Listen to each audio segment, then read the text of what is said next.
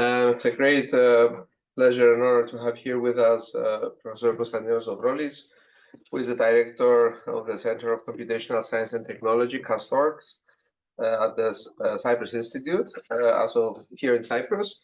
But he's also a professor at Georgia Tech in the US. He got his PhD from the University of Crete and Master's University of Rochester, and a PhD at the University of Wisconsin-Madison in 2000. And his research topic is network science, data mining, and machine learning. And this complements, as I also mentioned earlier, nicely the thematology of this summer school. Basically looking inside, the neurons, what happens there, and what kind of problems we have. Thank you very much, Konstantinos. Thank you. Thank you, everybody. Thanks for the invitation to the summer school. How many of you are from different countries other than Cyprus? Most of you, actually. I hope you like our place, and I hope that the summer school is not only academically interesting, but also that you get to see a lot of interesting places in Cyprus. I know that you're visiting some museums and other nice places. So I prepared two talks. One focuses on neuro-inspired AI, which is our main research area these days. But also the next talk will be more about recent mathematical results related to deep learning. And you can use those in your research too. So let's start with the first part. By the way, if you want to ask questions at any point, feel free to just raise your hand. I would like this to be as interactive as possible. I have a lot of slides, but we don't have to cover everything. So as you know, deep learning has come to completely dominate research, the research agenda of AI, even though it's actually a rather small part of the whole AI agenda. And if you ask, how did we end up in this situation where deep learning really dominates everything that's happening? The history is actually long, and it goes by the name connectionism, right? So connectionism in AI refers to the principle that somehow the brain is a network of neurons, and so if the network is a network of neurons, right, and all the intelligence comes from these connections between neurons, maybe something similar can happen with intelligent artificial systems. Maybe we can create artificial neural networks that will also be intelligent, not because the individual units are intelligent, but because the connections between these very simple units can create a network similar to the brain that can have some emerging properties of intelligence. So that was the vision that started back in the 40s with people like Rosenblatt, for example, that he was the first one to come up with the perceptron idea and algorithms to train it. And then there was a long sequence of people and results that basically created increasingly sophisticated neural networks, right, that are more and more intelligent and that are closer and closer, if you like, to how the brain works. So going back to the brain, thinking of it as a network of neurons, it makes sense to ask which are those ideas, right, that started from neuroscience and they found their way gradually into artificial intelligence. And there are many such ideas, things from the notion of that, Hubble and Wiesel came up with that. the notion that in the visual system, there is a hierarchy of increasingly complex visual features. And gradually, all of these things basically found their way into technologies that we all use today, such as convolutional neural nets. Convolutional neural nets was based on Fukushima's neocognitron back in the late 70s, and Fukushima's neocognitron was directly based on the results of Hubble and Wiesel, right? So, and then you can get a sense of the timescales here. So the work of Hubble and Wiesel in neuroscience happened in the 50s. It took 20 years for these things to find their way to Fukushima, and then maybe 10 more years until they became mainstream in AI. So it takes a long time for these ideas to propagate from neuroscience to AI, but the transitions actually do happen. Now, you know, many of us are engineers or computer scientists, and I'm sure if I give you this kind of chip or something similar, and I ask you to find out how it works, the first thing you will ask me is, what is the circuit diagram, right? If you know how the different units are connected internally, then you know what the circuit does, right? So neuroscientists have been asking a similar question, but about the brain.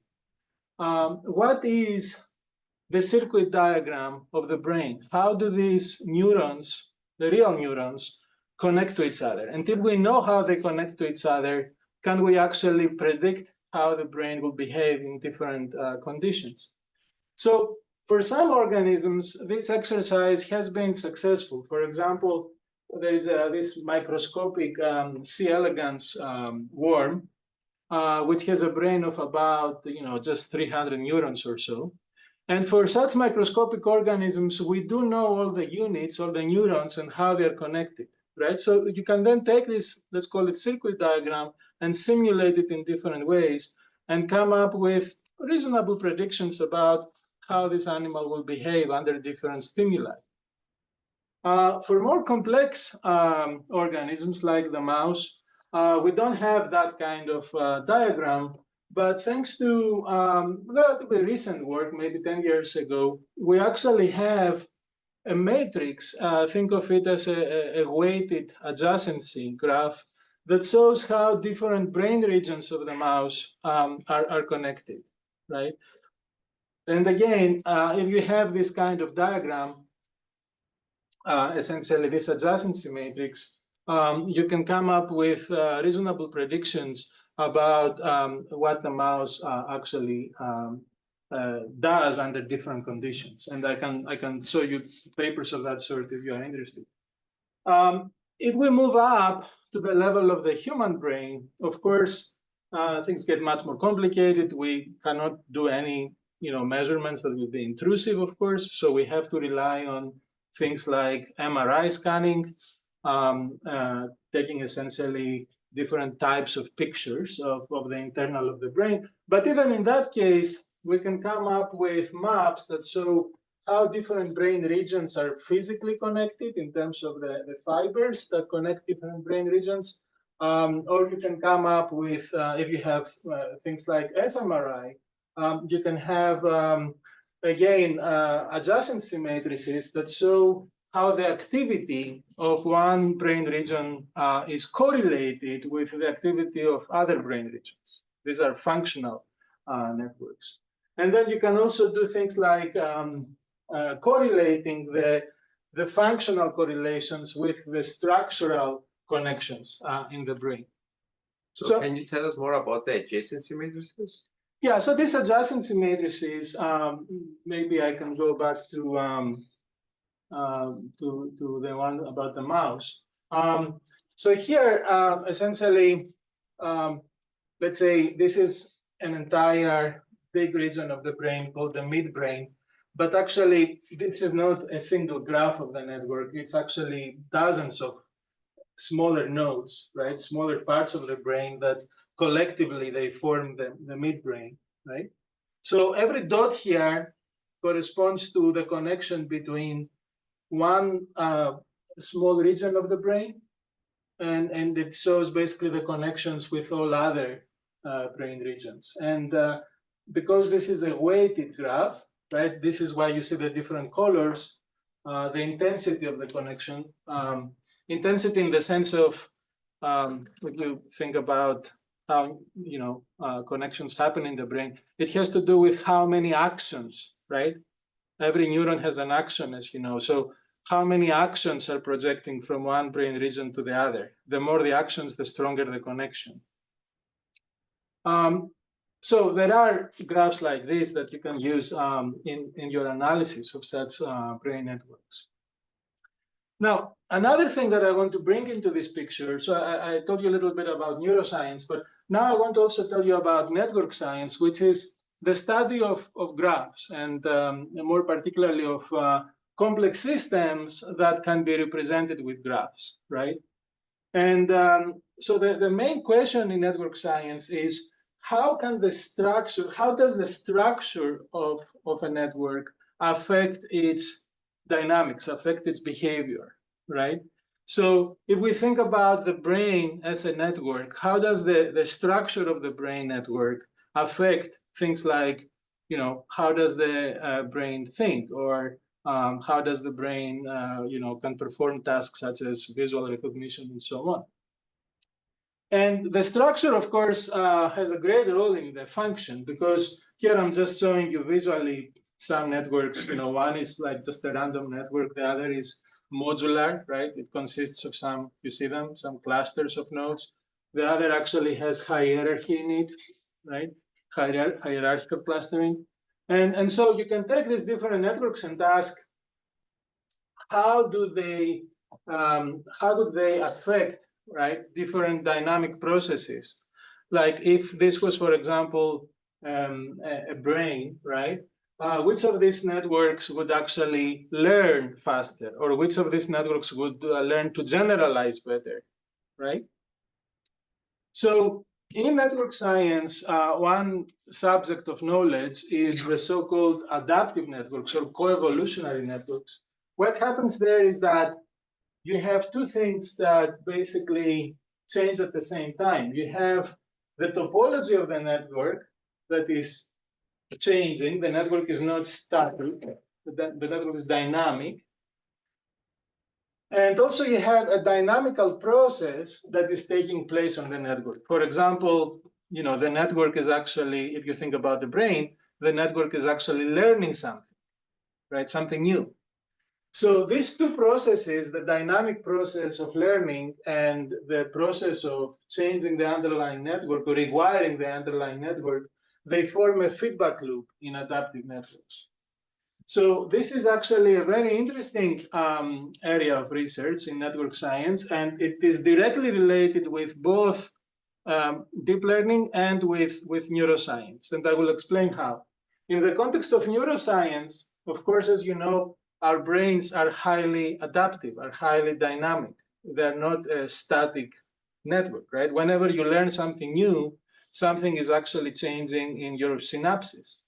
So the topology of the network is changing as a result of the different dynamic processes that are taking place in your brain.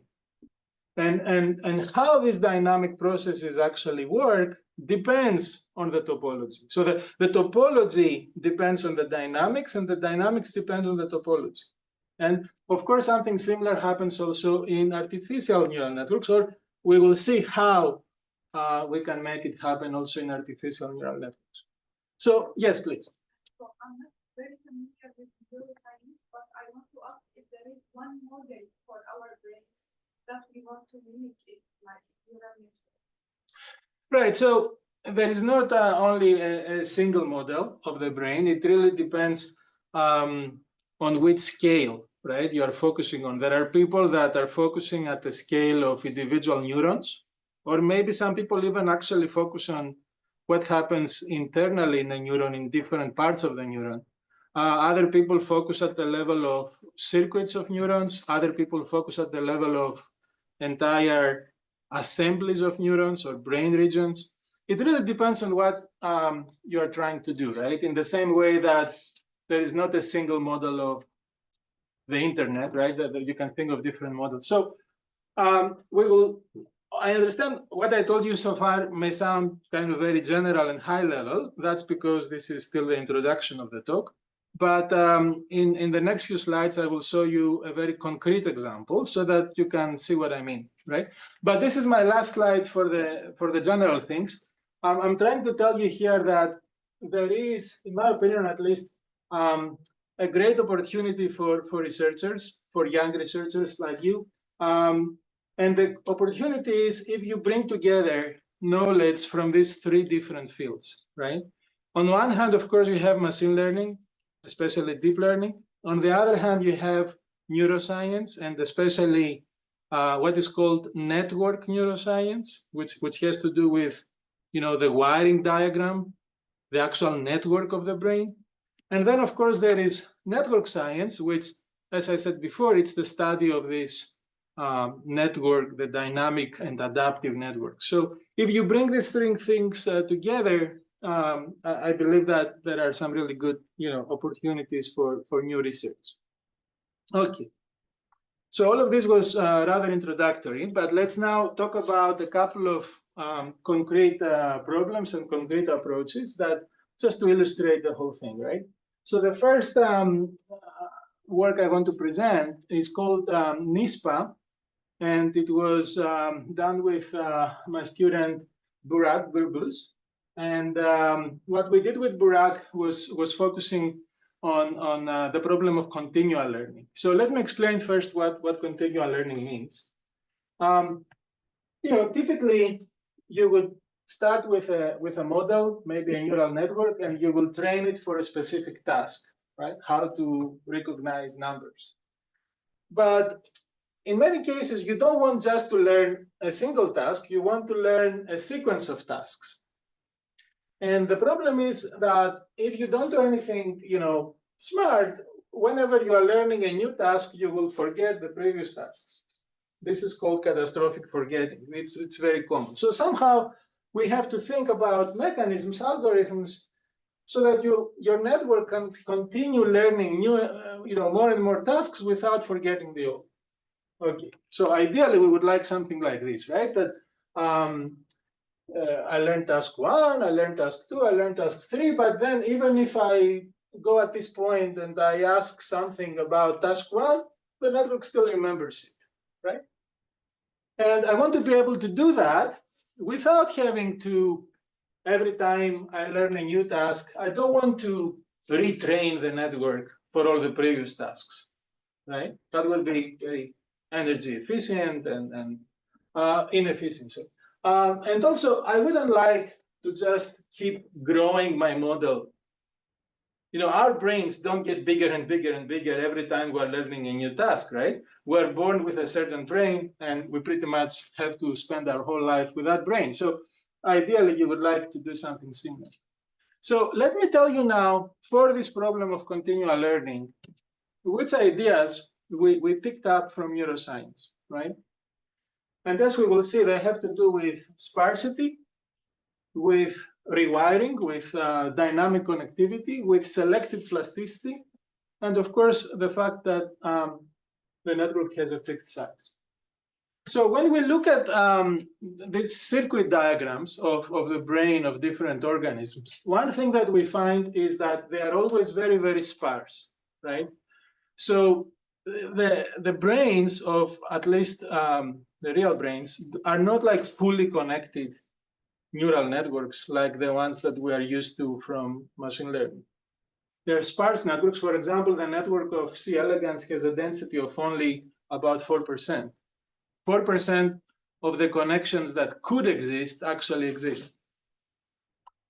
And also, if you look at other organisms, like, for example, in the Drosophila, the fruit fly, at specific brain regions of the Drosophila, again, the density is very, very low, close to 6%. So it seems to be like a universal property.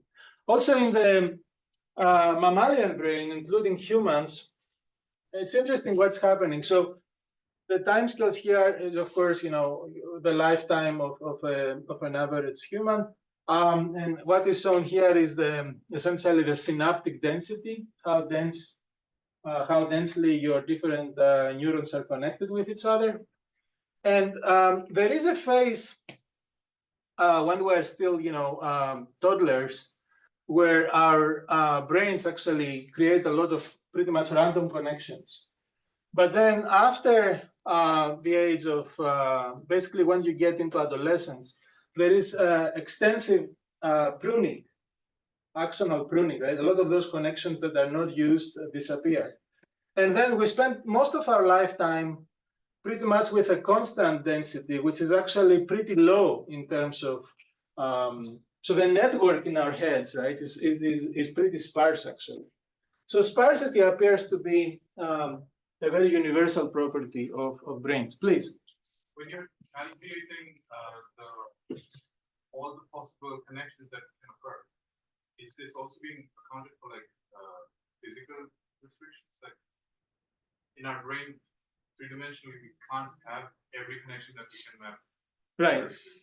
That's very true. So here, I mean, we're not measuring density in terms of what fraction of the connections that could exist actually exist. Here, the density is measured in very absolute terms, which is in every cubic millimeter, how many synapses we have, right? So, but your point is very good. That of course, in a real brain, you wouldn't be able, for physical reasons, to connect everything with everything else. Excuse me. Yes. Can you go back? Mm-hmm. So when this kid is growing up, does that mean physically in neuroscience, the brain is building the new synapses? Right. So the brain is building more and more synapses between. And when it's going down, these synapses will be gone. Or yeah, a lot of the connections that are actually between neurons, right? They are basically cut, pruned. It's called axonal pruning. Yeah. It's not that the neurons are dying. I mean, that also happens, but later in life. During adolescence, connections that we don't use, we lose. So in deep learning, we are learning the weight, but in our brain, we are building these connections. Right. So that's a very good point, and you will see it coming up later. I will start contrasting what happens in artificial neural networks today with how connections actually change, right? But you're right that basically in a traditional neural network, artificial neural network, you are not changing the architecture of your model, right? It may be that you have a convolutional neural network and the topology stays the same. You just change the weights. Here, the actual structure of the brain network changes because of learning. Yeah? Maybe nitpicking a bit, but also when neurons that, if the added is true, neurons that fire together wire together. So the myelin sheets grow in size or become more prominent. In that case, the probable number of connections that can exist within this space would also decrease. So how do you account for that? I mean, I understand what you're saying about the increasing myelination, but this is, again, this is not talking about what could be the density theoretically, right? This simply shows the absolute number of synapses per cubic millimeter. This is a measurement, right, of how many synapses you have in a brain as a function of time. So this is not like this is 20% of the total number. No. This is not a relative metric. This, especially for this graph, this is absolute number of synapses per cubic millimeter. Yeah. Okay. I mean, I appreciate the question, so feel free to ask. This is more fun. Now, another thing that we know about real brains is that they're constantly changing. There is rewiring, right? The connections are not just staying the same, which is what happens in artificial neural networks. And there are many, I'm sorry, I keep pressing the wrong button here. There are many measurements and actually imaging technologies that actually show how when you are learning a new task, I mean, these experiments are not done in humans, they're done in mice and so on, but you can actually see like little videos showing how new connections can be formed when the mouse is learning a new task, right? Now, another thing we know, again, from neuroscience and from experiments is that not every synapses is plastic, right? So if you think about every gray dot here as a possible connection between neurons, what happens when, for example, a mouse is learning different tasks, right? We call them here life experiences. Suppose that the mouse first, encounters one task, then another task, then another task, the different colors, right? We basically see that some of the connections that were already formed for a specific task will not change. In some sense, they become frozen, or they become less plastic than other connections that are still gray and that are, they still remain available for learning new tasks. So we refer to this thing as selective plasticity. If you are using some connections because of tasks that you are doing, those connections tend to be more steady, stable, while other connections are not. And of course, even though this may sound trivial, as I said before, our brains do not get larger either in terms of gray volume, which is the number of neurons, or in terms of white matter, which is the connections between neurons. Our brains do not get larger during our lifetime as a result of learning more and more tasks. You may say, why is this? Why are you telling us this? I'm telling you this because in the literature of artificial neural networks, there is a body of work that actually proposes to solve the continual learning problem by adding more and more neurons, more and more layers of neurons, or more and more hidden units, right? Clearly, this is not how our brains solve the continual learning problem. There was a question, I think? Yeah. Just a question to be sure that I have understood. When talking about connections, about physical connection between synapses, or is just the electrical pathway between neurons? So for this stuff, at least, and what I showed you in the previous slide, I refer to physical connections. Okay. So all of this was a little bit of background, what we can learn from neuroscience when we think about continual learning. So let's now go in the world of artificial neural networks and think about how we can solve the continual learning problem in a similar way. We will use the fact that the neural network should have a sparse topology. We will not start with, a fully connected MLP or something like that. We will have rewiring of the connectivity during learning. We will have selective connections. Some of them will be frozen, some of them will be plastic. And of course, we will have a fixed number of units. So let me describe first how this method for continual learning works. We call it NISPA. In NISPA, your hidden units can be of three different types. You have the plastic units that are still learning, right? And you have the stable units that they're frozen. Basically, they already learned a certain task, and you don't want to change them anymore.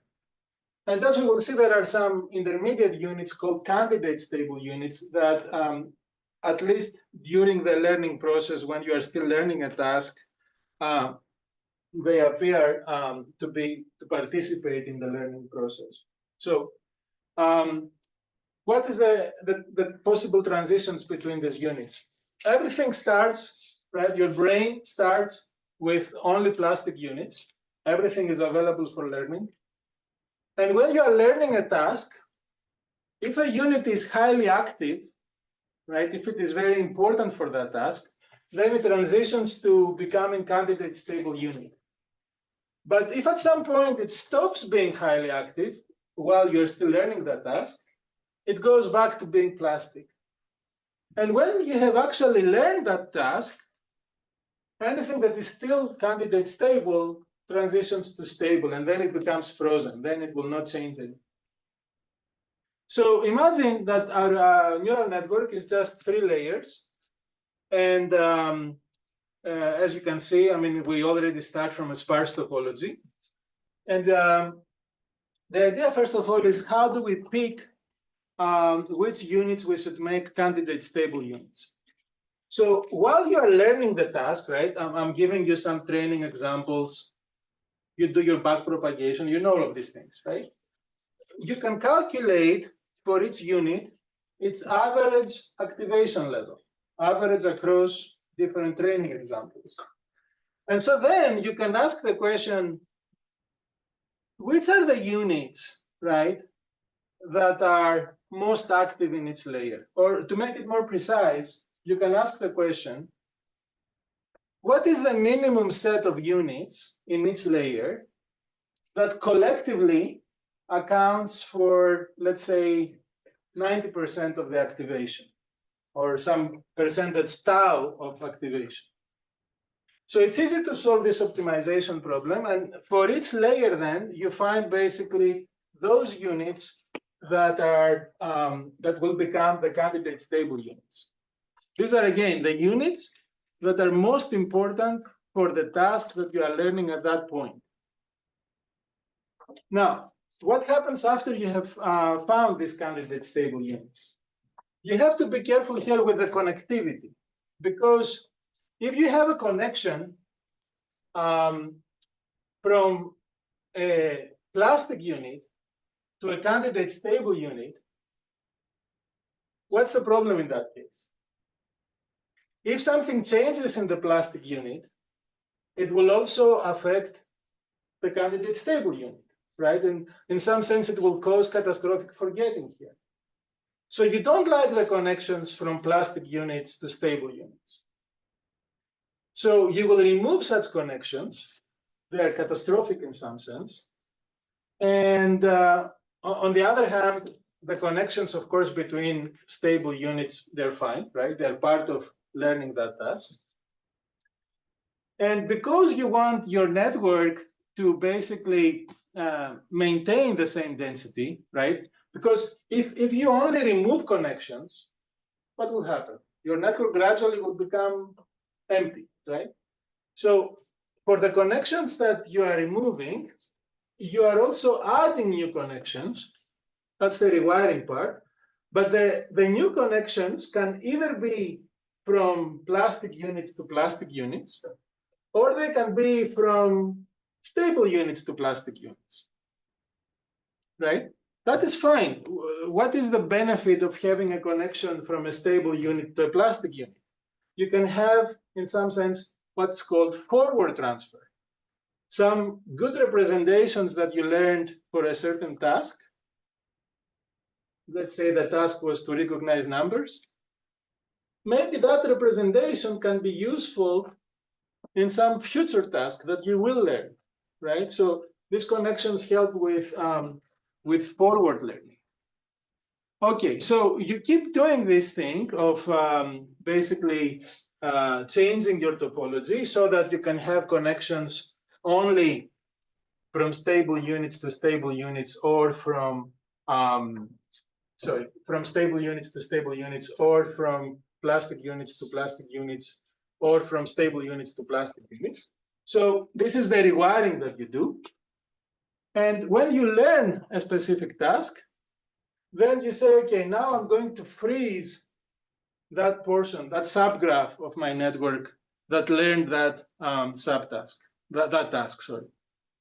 And keep in mind here, just 1 second, that some stable units can participate in networks that have learned different tasks. That can certainly happen, right? You can have the same frozen unit participating in learning more than one task. Yeah? So for each task, you have a specific loss function. Yeah, when you are learning, I mean, the loss function may be the same. Let's say, you know, you are doing cross entropy loss or something like that, right? But for every task, you have typically a different task identifier that is basically saying, okay, now you are learning how to recognize numbers, or now you are learning how to recognize images from image network. So each node has a vector of weights. No, the weights are still basically, you know, the weights of the connections. So now that part is freeze, that cannot be trained for another task. No, I mean, that's the important thing about this freezing operation, that the weights can no longer change. If they could change, then you would suffer from catastrophic forgetting. So this is why I'm saying that this portion of the network gets frozen, so that you don't forget what you have already learned. So the dimension of the network should be proportional to the number of tasks. No, the network actually, it is what it is from the beginning, right? What you are referring to is very important, which is if the network has a fixed size and you keep learning new tasks, at some point, of course, you will run out of capacity, right? And we will see that happening in the empirical results. Arguably, somebody may say something similar happens to every learning system. No learning system of fixed capacity can learn, you know, an infinite number of things, right?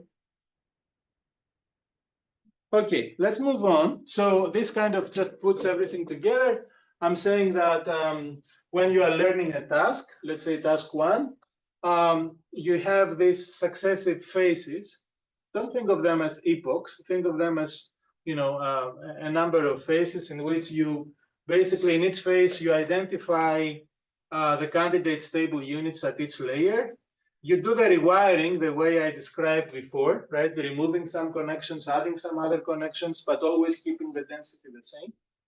And when you are done basically learning the task, which you know because the training loss has dropped below a certain point, you basically freeze that portion of your network, right?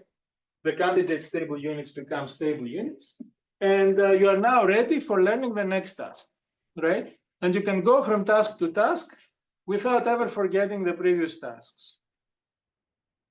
Is it clear what we did here? Yeah? Yes, is there a certain limit for the tasks that can be learned? Yes. Model? Yeah, so we will see that empirically in a couple of slides. But again, I want to emphasize that this is not really just a limitation of this particular scheme. I mean, every approach for continual learning, right? As long as it doesn't expand the network, we will have, of course, a limit in terms of how much it can learn. Is it the same in neuroscience? That's an excellent question. So let me rephrase it as a question so that we have some dialogue. What do you think happens in our brains that is not captured by what I described here, and that definitely helps us not ever becoming, you know, saturated in terms of what we know? Yeah. You can share neurons between different tasks. Yeah, but this happens also here. I mean, you can share neurons across tasks. This can happen here too, right? I mean, even though you froze those 3 units, for example, when you are learning the next task, you may have, for instance, a connection between, say, this neuron and this neuron. And so you can have this notion of forward transfer from one task to the next. Yeah? We allow forgetting. Exactly. So forgetting is a great thing. There is even an entire book. The title is something like The Forgetting Machine. And the book makes the case that what is great about our brains is that they forget. And we wouldn't forget. But of course, you know, we're not forgetting in a random way, right? We're forgetting in a very intelligent way, where things that we don't recall are gradually fading. And this is, of course, not happening here. You know, we could add it as an additional step, but forgetting is a great thing. So We continue learning because we forget. I mean, I would say that if we wouldn't forget, and I'm saying this completely without any empirical evidence, but if we wouldn't forget anything in our lifetime, most likely we would hit a point that it would become very difficult to learn anything new. But is it really forgetting, or is it like burying it deeper down the memory? Because I mean, it's the gradual process, right? I'm sure you have found yourselves in a situation where you know that it's in there, and you try to, you have the feeling that if you find the right connection, your brain will be able to recall that memory, that knowledge, right? But it's harder and harder, and of course, at some point, you do forget. Yeah. Is it kind of like dimensionality that you try to retain the most informative stuff and forget all of the additional like things which are not necessary? Right. I mean, you know, I see the connection. At some high level, you can say, I don't know if it's dimensionality reduction or some kind of compression. Selective memory. Yeah. Excellent. Yeah. These niches are more effective than multiple fine-tuning or multiple tasks. Say this again, please. I mean, I don't understand the difference between, I don't know if it's effective, but we can train a neural network and then fine-tune it by feeding some weight. And then we have the new network can do both tasks. Mm-hmm. I don't know if we can again fine-tune it for another task while creating some weight and other nodes. Right.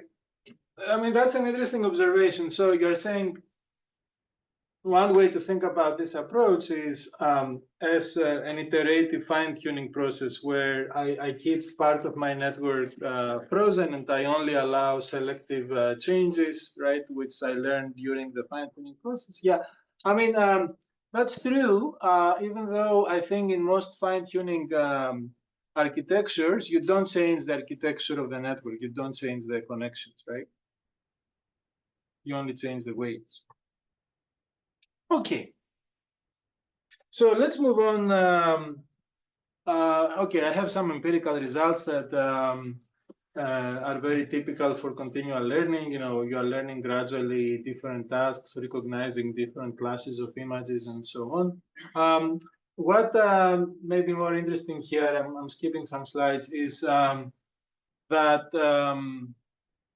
okay, I mean, this slide basically shows that how NISPA performs relative to other baselines. At least back then, when we published this paper, these were some of the leading baselines, right? And then NISPA was performing actually better for the most part. But what you were asking before is more clearly shown in this plot, where here we show the percentage of the units in the network that remain plastic, right? So as I said, initially, your whole brain is plastic. The whole neural network is plastic. But then as you are learning more and more tasks, right, of course, a larger and larger fraction of your network gets frozen. And this doesn't mean, by the way, that you stop learning, right? Because you are exploiting features that you learned in previous tasks. So if we look at the performance, let's say, of task number 20 or task number 19, the performance is not actually very different than the performance that you had in earlier tasks. Of course, some tasks are harder than others, right? That's why you have the fluctuations. The problem is that, of course, after a certain point, you will hit the very hard limit that even your output units are all frozen, and then you really cannot learn anything more, right? And another interesting thing here that I can phrase as a question, please don't look at that. Which layer do you think gets frozen first? I mean, do you think that the early layers get frozen first, or the like the lower layers, or the higher layers that are closer to the outputs? Without looking at the plot. Intuitively, how would you think Yep. Probably the ones closer to the output because the earlier ones are the foundations that Right. we build. Exactly. So the early layers, they learn pretty general features, right, that probably are common across all tasks. And so you have a lot of transfer in those early layers. But of course, the later layers closer to the output are very specific to its task. And they get, it's harder basically to reuse, to do forward transfer in those layers. Yeah? Is there a way to control how many plastic units per task? Because here I see from one task, it decreased from 70 to 50, and then it started decaying. So if this graph was gradually more, maybe it will allow more learning of tasks. Yeah, I mean, but this doesn't have this. You're right. There is a very large drop when you learn the first task, and then the second task even larger. But basically, this happens because initially you don't know anything, and so you need a lot of units to learn those more foundational features that you later reuse for other tasks. So if I would shuffle the tasks, I would still see the same trend, right? Yeah. So the left plot, so it's the accuracy at the end of the training, right? This is the accuracy after learning each task. The 20 tasks, right? Yeah. Okay, and is the matter of the task, I mean, the order of the task learned is important in the final accuracy or not? Right, that's also a very good point. Thank you. The order of the task matters. Of course, in our case, we didn't cherry pick it. It was just we randomly chose the sequence of the task, the order of the tasks, right? But you can also think about something called curriculum learning, where, you know, if I show you certain easy tasks first, right? You can learn some maybe more general features that then you can reuse more, right? So the order in general of tasks matters in general in continual learning. Yeah? So here the assumption that the tasks are not independent. They depend on each other. There is some correlation. Yeah, I mean, of course, there is some correlation in the sense that they are all natural images, and you are, you know, learning to recognize the class of the image. But this is also, I would argue, true in general, right? I mean, the different tasks, even for humans, are not completely independent. I think there was another question. Yes, please, Flora. No, I was just about to follow up on your question on order. So that's something we can investigate. And thank you for that. I think the order of tasks really matters. Right. And the difficult part to know prior those order of tasks. Right. That would be, of course. Then we get into the interesting area, another very interesting research area called curriculum learning, right? Yes. Which is kind of designing sequences of tasks on purpose so that the sequence makes it easier to learn more and more difficult tasks, right? Please. Try to fix the number of classes for a task. To fix the number of plastic units. I'm wondering if we can predict how many units we can use in order to do certain tasks, so we can do like that. Because the network is a graph. We can like a graph covering optimization problem to maximize the number of tasks that we can learn with those units. I mean, that's an interesting idea. We haven't really explored it, but I think it's an interesting idea. We could look into it. Yes, please. Do you think that since we have like a nervous system, which is also capturing and controlling how the information we are processing, do you think this can also replicate in the sense, like how the inputs is also being switched around? I'm not sure I follow. So you are talking about now the natural brain, right? Talking about how the natural brain works with our central nervous system. and if you can mimic that with your input somehow as well, because I mean, in this case, the foundational layers are being static. But if you mimic, or if you try to mimic the nervous system, then it would also like switch around or have some sort of like adapters or something. That's the part I'm not following. I mean, when you say that the inputs can switch around, I'm not sure I follow what you mean by that. For example, if you look at somebody who is expert at playing football versus somebody who is not, they have different response times. They have different ways of interpreting the signals that are coming from like their current body positions and their sprints and whatever. So do you think this can also be replicated with neuroplasticity or something here? The truth is, I don't know. I mean, it's an interesting thought, but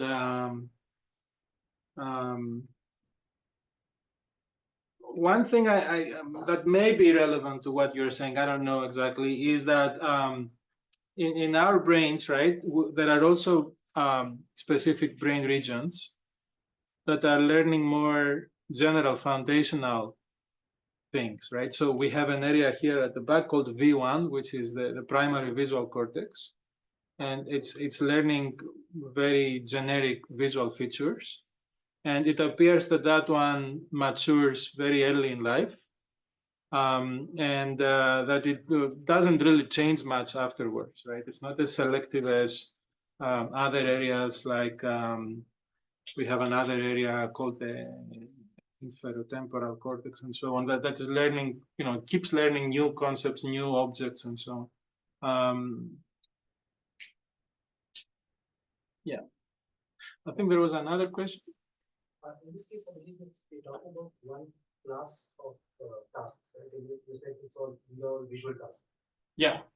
So that means that when we talk about networks, human beings or naturally inspired networks, it's only focusing on a particular aspect, a particular class of tasks that are mapped to a particular. That's one. So it's a follow-up question to what you just mentioned. Just like visual cortex has hierarchy of regions, are you also looking at using the setting the network accordingly so that the V1 area learns general features and then higher brain areas learn specific features? So the network can be arranged accordingly that would map what natural brain is learning, and that would aid in learning and continues to work in. I think what you're saying moves towards the second piece of work I want to present. So because you're getting into this area of different modules of the brain and having hierarchies of modules, so I think we're getting gradually to the second part of the talk, which your question is helping that way. Yeah. Say we are trying to learn, can we also decide what network to forget?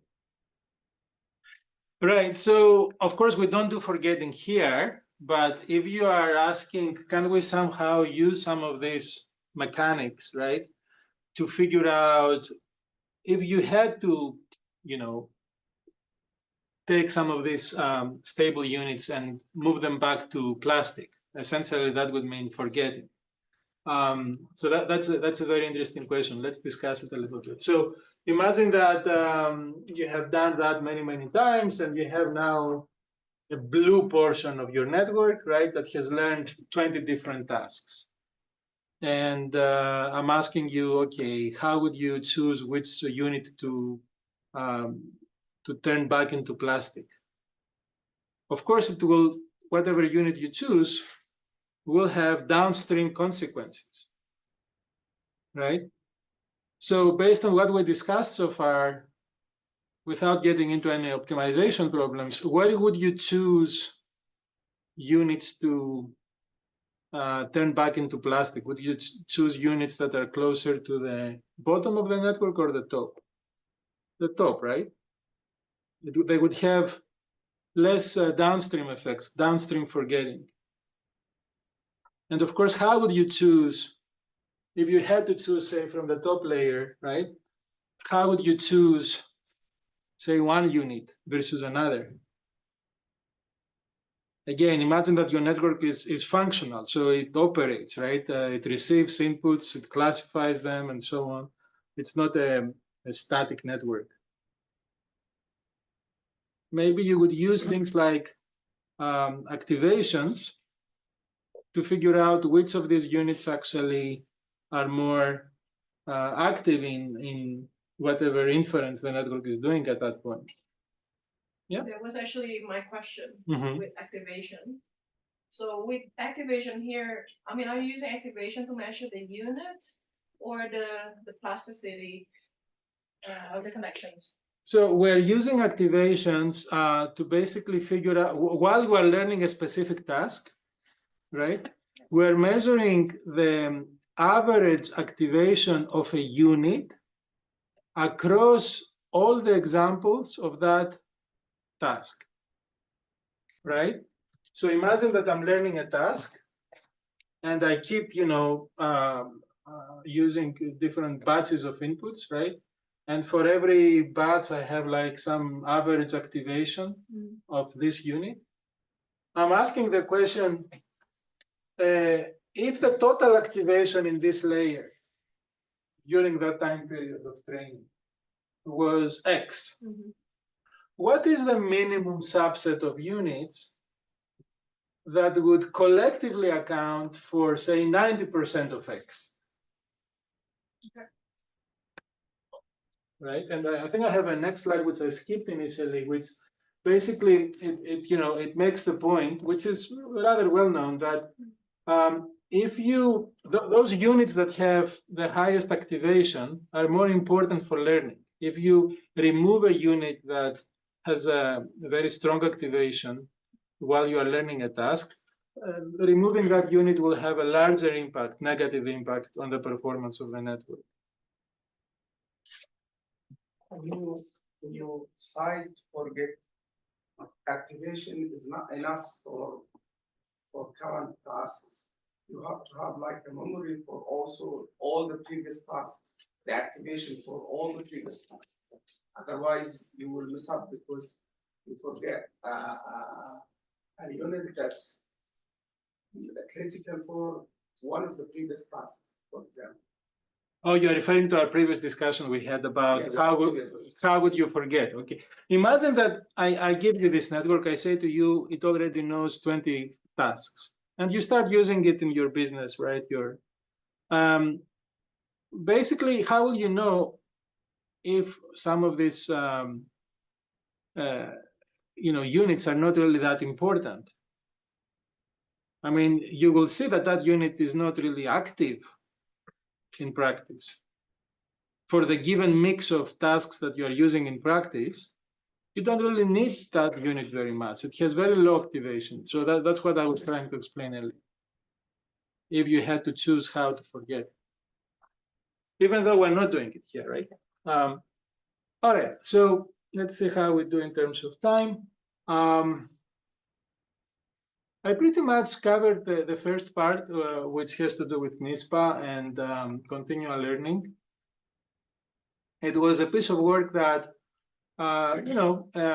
it used some insights from neuroscience to basically create a scheme that can do continual learning.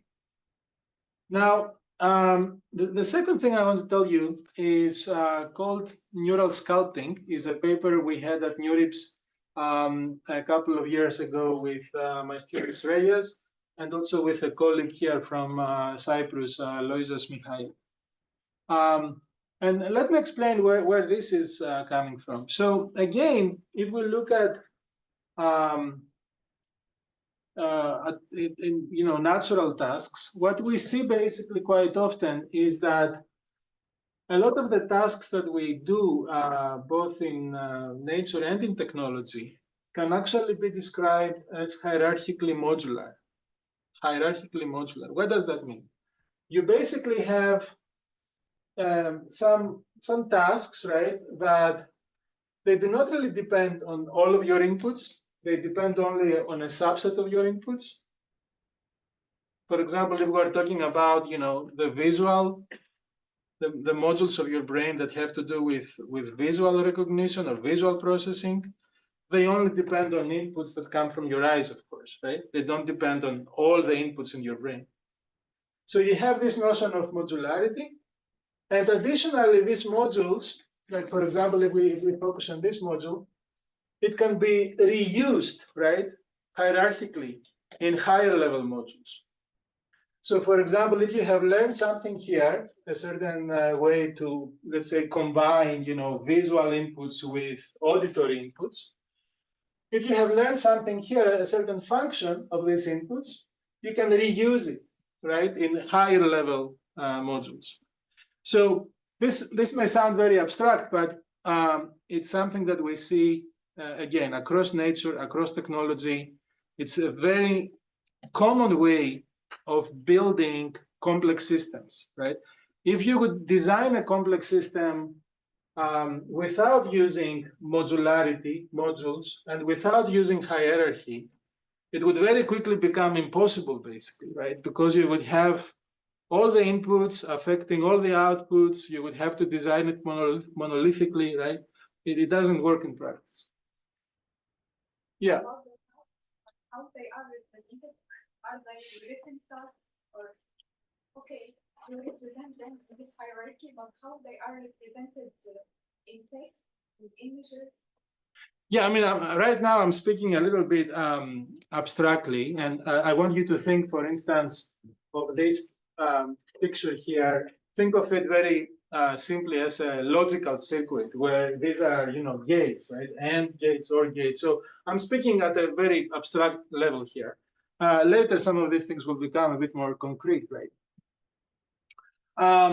So if we go back to brains of different species, like for example, the Drosophila, not the whole brain, but a certain part of the brain at least, we actually find this existence of clusters, of modules, right, between different either neurons or groups of neurons. And it appears basically that these modules, if you analyze them separately, they even have sub-modules within them. So you have modules within modules within modules, right? You have this notion of hierarchy of modules, right? Yes. So could somebody apply such a, can you go back to such a connectome diagram to regular neural network as well? Yeah, I mean, this is where I'm heading to with this piece of work, right? So I will make the case that let me just talk a little bit about this slide, and you will see where I'm trying to go with this. The only thing I told you so far, which believe me is very well understood, well known in biology, in neuroscience, you can find many books and papers that talk about hierarchical modularity.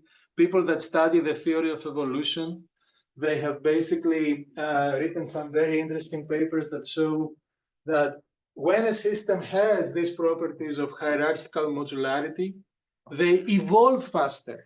Why do they evolve faster? What does it mean to evolve, right? If the environment changes, they adapt, right? So why is it that hierarchically modular systems evolve faster? They can't remove the old. Exactly. Imagine that they have learned here a very important function, how to combine the visual system with the auditory system in order to have perception of my environment, right? If I have learned this thing, and all of a sudden I find myself in a completely new environment, not a nice environment of Cyprus, but I go to Antarctica or something, I mean, I will have to basically adapt, but the fact that I already know this function will still be useful. I just have to change some connections, maybe at the output, layer of modules. So without getting lost in all of this discussion, let me now tell you how this may be relevant with artificial neural networks. Okay. So in artificial neural networks, imagine that I have here a neural network with several layers, right? And it's a multi-layer perceptron, MLP, right? And it's fully connected. and I trained it, right, to learn a certain task. When I look at the topology, I will, of course, not recognize if what the network has learned has any kind of hierarchical modularity. Even if I'm trying to learn a function, suppose that this network is trained to learn a function, say a Boolean function that is modular, hierarchically modular, right? Even if it learns this function, the network itself, just by looking at the topology, will of course not have any indication that it has learned that function, right? Because think of it, it's just a fully connected neural network where all the connections exist and so on, right? So what we're asking here is, can we actually take a neural network that has been trained on a certain task and do some tricks on the topology, do some network analysis, so that we can actually uncover or recover the architecture of the task that the network has learned. So if you represent the task as a network of functions, think of them as logic functions, Boolean functions, right? If you have learned this function, can I somehow analyze the topology of the artificial neural network to uncover that picture, to uncover what is the hierarchically modular task that you have learned? Is it clear what we're trying to do here? But here, there is an assumption that the task has this hierarchical structure. Right, and so if what you learned doesn't have any structure, you would like, at the output of our algorithm, imagine that this is the output of our algorithm, right? To have as output that there is no structure. The whole thing is one big module, right? So again, to understand these three pictures, this is not a neural network. This is just a functional graph, a graph that shows the functional representation of what you are trying to learn with logic gates, stuff like that. This is the artificial neural network after training. And this is, again, the artificial neural network, but after you apply a certain algorithm that I will tell you about to try to uncover which are the modules that this artificial neural network has learned and how they are connected with each other. Right? Makes sense? So this is what we try to do. And while we're trying to do this, in the literature today, there is this topic called mechanistic interpretability, right? Where people are trying to understand how neural networks actually think. How do they work? How do they, like, which are the different circuits, right, within a neural network's quote unquote mind. So if you want to interpret a neural network, you have to be able to explain, right, how it actually performs a certain computation. This is what we try to do here. Like XAI. I'm sorry? Like part of the XAI, explainable AI. Mm-hmm. Yeah, I mean, you can think of it as explainable AI. It's a specific type of explainability because explainability is many different things, right? But this is a very specific type of explainability, which is referred to as mechanistic interpretability, to try to identify specific groups of hidden units in the network and which are the functions that each of them performs. Okay. Mm-hmm. When we train the network, we have a loss function that we are optimizing. But it's not the case in our brains, right? Or do we have a specific loss function that we optimize? Yeah, that's a billion-dollar question, of course, right? I mean, nobody knows what's the loss function of the brain, but here, I mean, as you will see, I mean, we don't change the loss function, right? We're just basically, anyway, let me show you what we do. Let me show you what we do.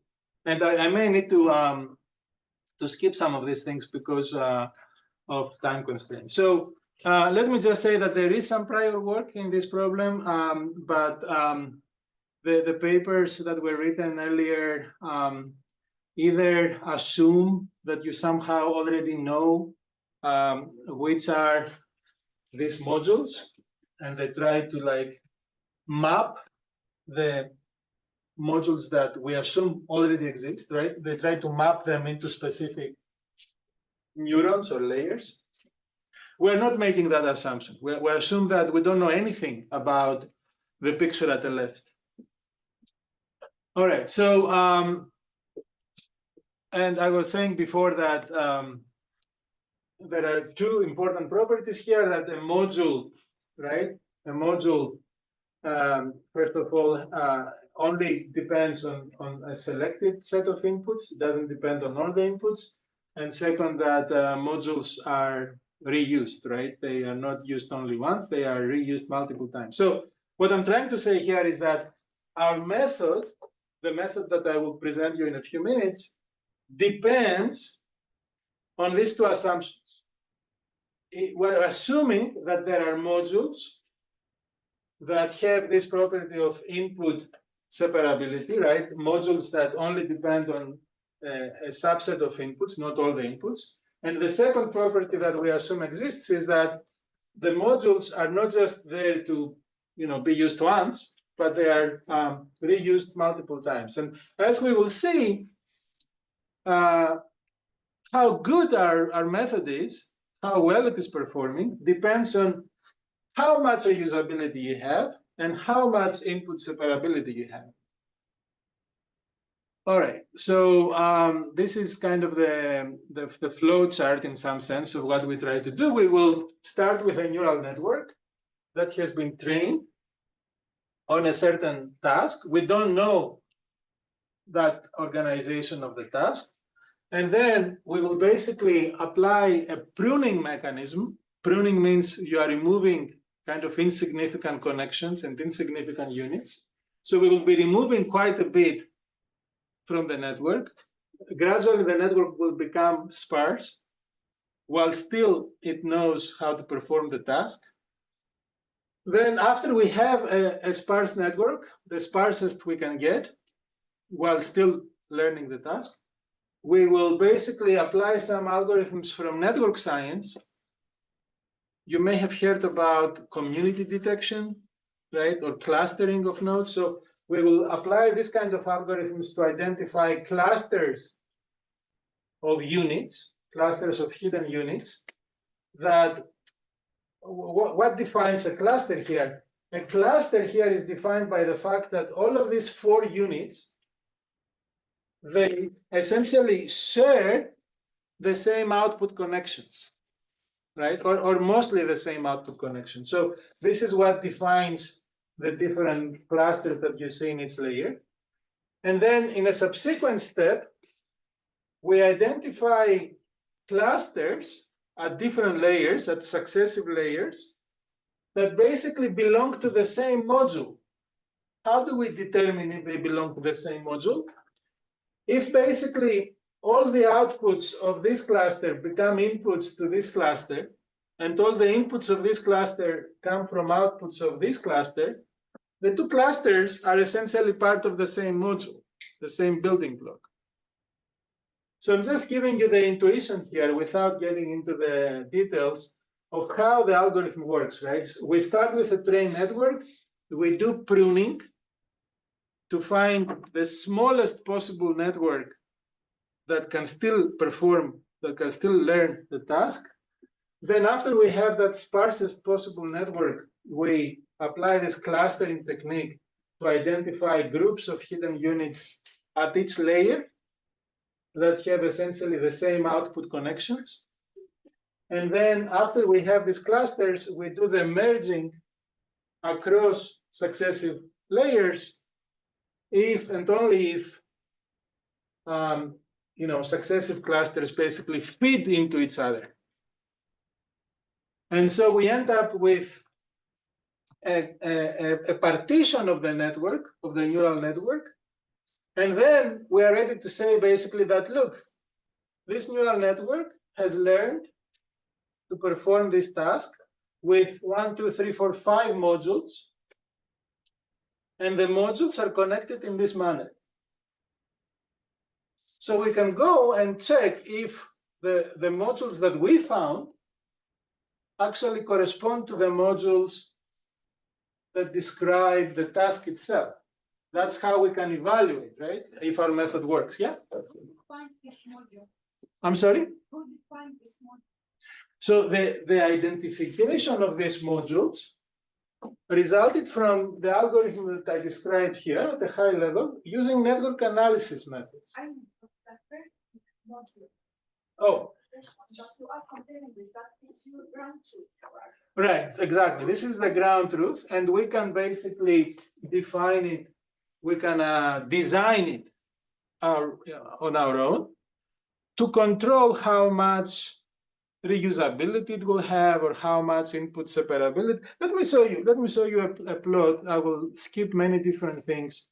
All of these slides that I'm skipping are describing the algorithm in just more detail, but you know, I'm pretty sure you already know the basic idea of the algorithm. So let me show you something about how the results look like. So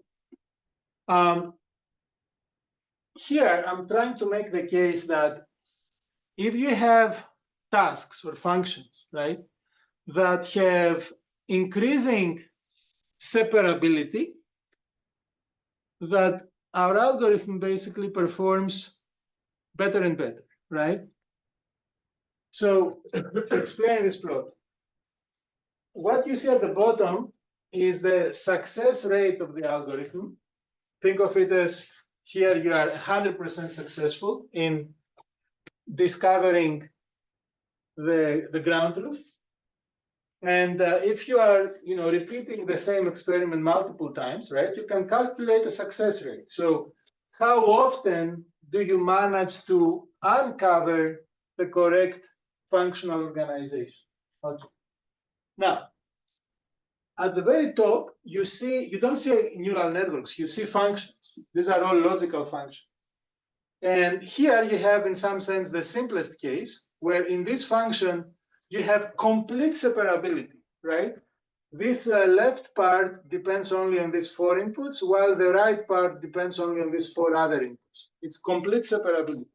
If you look from left to right, you will see that gradually separability is reduced, right? Do you see that? That gradually we have more and more connections across the left and the right.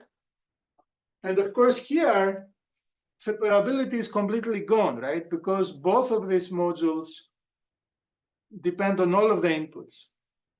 So my main point is that depending on how much separability exists between the modules in the task that you are trying to learn, the more separability you have, the better basically the algorithm will be in discovering the underlying structure. If you don't have a lot of separability, you get basically a low success rate. That's one thing I want to say. The second thing I want to say is about reusability, right? Remember, I told you there are 2 assumptions here. How much input separability you have and how much reuse you have. So look at these functions. Here, you have a module. This doesn't work, I guess. Okay, it doesn't matter. Here you have a module, the yellow one, that is reused only essentially once, or actually, sorry, it's yeah. I mean, in those green, right, outputs, you only use, you have only this the green units, right? They only you only have one of them essentially, and it's the left and the right. Well, as you go from left to right, you have more and more outputs, the green dots, right? So in the green dots basically represent different outputs that reuse the same underlying module. That's what I'm trying to say. And so as you go from left to right, you have more and more reusable modules. And again, what I'm trying to say here is that the success rate of the method increases as you have more and more reuse. I don't know, did I answer what you were saying earlier? This task have this hierarchy. Mm-hmm. Who designed this hierarchy? For example, let's forget about the algorithm and the output. Yeah. This, I mean, is designed by neuroscientists or? This is in some sense, you know, okay, I can put it in maybe more mathematical terms, right? If I give you a certain mathematical function, you can represent it or think of it as if it is a Boolean function. You can represent it with a Boolean circuit, right? If the function is not Boolean, but some other type of mathematics, you can again, you know, you have these functions that are composable, right? You have a function that depends on sub-functions and so on. So who designs those diagrams? This is essentially, you know, the tasks themselves, right? How do you represent learning a task? It's hard to, let me show you another example. This will be a little bit more practical. So imagine that this is a task that is also visual, right? So the input of this task is 2 digits from MNIST. I show you 2 digits. The network doesn't know actually that these are 2 digits. The network just knows that this is a single image. We know that these are 2 digits. And then you are training the network to basically learn different arithmetic operations on those 2 digits. So maybe the left part is learning how to add these 2 digits, modulo 10, right? Maybe the next one learns how to subtract. The next one learns how to say which digit is larger, right? You can do different arithmetic operations. So think of this again as a representation of the task, not a neural network. There is the visual part, and then there are the arithmetic operations. Okay. Now I take a neural network. Maybe I designed it in this way. I designed it initially as a multi-layer perceptron. The number of inputs is all of the pixels that I have here, right, in the image. The network doesn't know anything about whether this is a visual task, arithmetic, you know, 2 digits, 3 digits, doesn't know anything. And now I start applying the method I told you about. I start applying it in networks. You know, I'm asking also what happens here if I have like, you know, 2 hidden layers, 3 hidden layers, and so on. Basically, what you see happening, if the neural network has a sufficient number of hidden layers, I will come back to that, then our method discovers that there is basically one module that is strictly operating on the pixels at the left.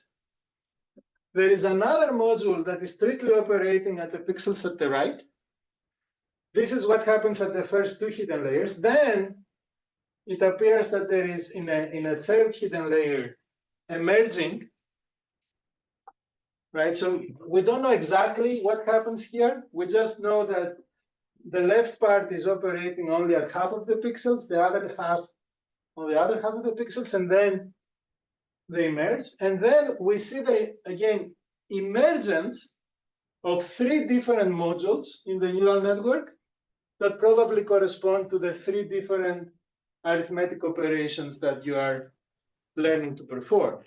I don't know if this helped a little bit, yeah? And what I was saying earlier about the number of hidden layers, yes, please. Is an assumption that you don't know that's not ground truth, which is that we are assuming this would be the output, and that's what we're getting based on the result of the algorithm. Yes and no. So we basically designed the task ourselves. We said that the task will depend on two images. And we're imagining that at the output here, there will be one module that recognizes that this is the number, the numerical value 6, and that there is another module that will discover that this is, some other number. And so what happens now, we designed again using, in this case, it's shown as logic gates. We designed 3 different tasks that are arithmetic tasks. They operate not on the pixels, they operate on the numerical value of the digits. So we designed this task ourselves, and then we ask, would the neural network acquire a structure that resembles those tasks, that resembles those modules? Makes sense to me. Like, if I again compare it to natural brain, I would say it would be a single module that would recognize both the digits. Yeah, correct. In this case, essentially, of course, this cannot happen, right? Because we saw both digits. We don't show the digits sequentially. We saw them at the same time, right? So there is no way for the network to reuse the same neurons.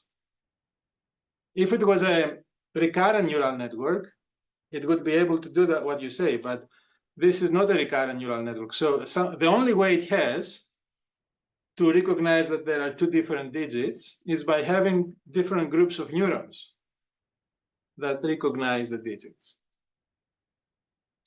Can we apply this to CNN or to transformer or just for multi-layer perception? The particular, of course, all the experiments we had in this paper were about multi-layer perceptrons, right? But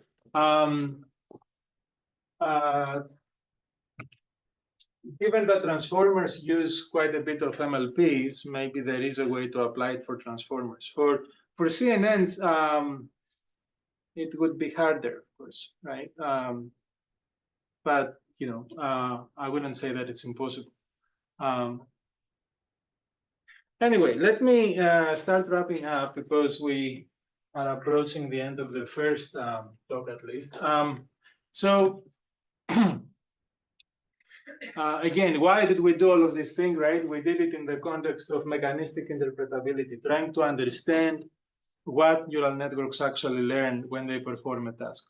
So to summarize, I hope I convinced you, or at least I gave you some, something to think about, that maybe there is a good reason to look into neuroscience for some ideas that can affect how we do things in machine learning. The brain is basically the only example we have, right, of a learning system that is both very efficient in how it does things. I don't refer only to power dissipation, which is well known, but I also refer to efficiency in terms of the number of examples, right, that you need in order to learn a task. Our brains are very good in learning new tasks with very few examples. So the brain is very efficient and it's very adaptive, right? You can keep learning new tasks the continual learning aspect of it is excellent. So we have basically the brain as the only known example of how an intelligent system can do these operations. And so maybe we can learn something from it in the design of artificial intelligence systems. Another thing that I didn't have time to talk about, and maybe it would be out of scope, is that there is also the opposite direction.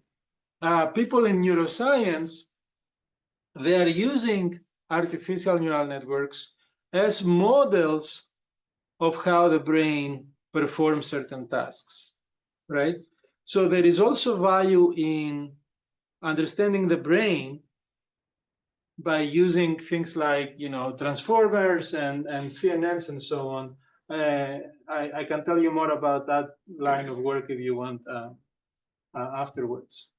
Finally, I want to close by saying, what can we expect, right, from this kind of interdisciplinary synergy between neuroscience and machine learning? I believe, and many other people, not just me, believe that the goal, the holy grail, if you like, of AGI will come from neuro-inspired AI. Of course, you probably know that the creator of DeepMind, Demis Hassabis, right, is a PhD in neuroscience, and to a very large extent, he was inspired and influenced by neuroscience in his machine learning work. And also in the opposite direction, right, that maybe we will have better models of understanding the human mind, the human brain, using this kind of neuro-inspired machine learning models. So I don't know if this slide is appropriate for this audience. Usually when I give a talk like this, people ask me, what about the risks of neuro-inspired AI? Are we going to create machines that are smarter than humans and somehow, they will kill all of us and so on? Again, of course, that's, in my opinion, a very unreasonable fear, very exaggerated fear. In reality, our brain does a lot of things that no machine learning algorithm can do, at least today. When it comes to things like consciousness and having feelings or self-awareness and so on, by no means any of our models can do those things. So there is still a very large gap, what I'm trying to say. There is still a very large gap between what the brain can do and what these artificial models can do. And at least that gives me a sense of comfort knowing that maybe, these machines know very well how to play Go or how to, understand text in ChatGPT, but we can still do many, many more things that they cannot do. So, yes, please. That we are biased. Our brains are biased. Machine learning. Right. This is how they are better than. It's a good philosophical discussion. So let me just, I want to make sure you have enough time for the break. So thank you very much for the talk. Of course, feel free to interrupt the speaker during the break. Ask questions. I mean, I appreciate the questions. You all had very, very good questions.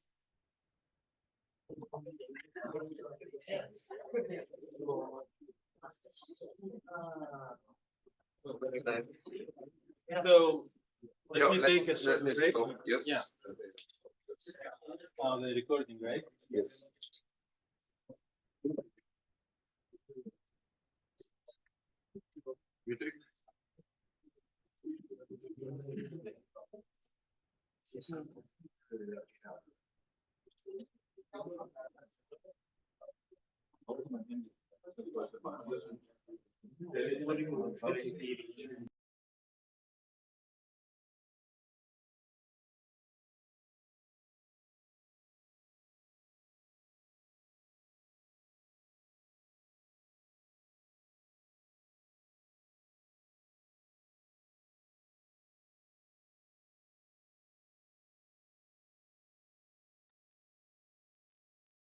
Okay.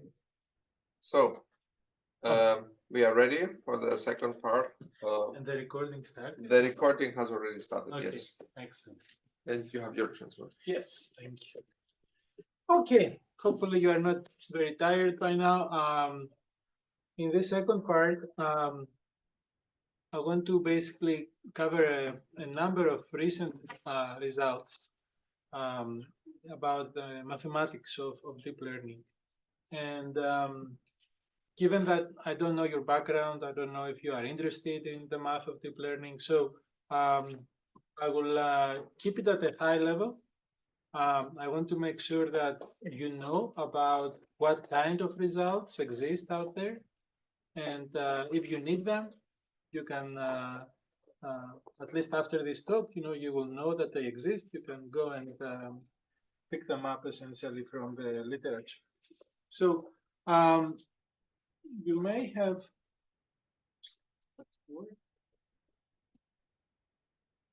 Dimitri, am I doing something wrong? I will check. Maybe.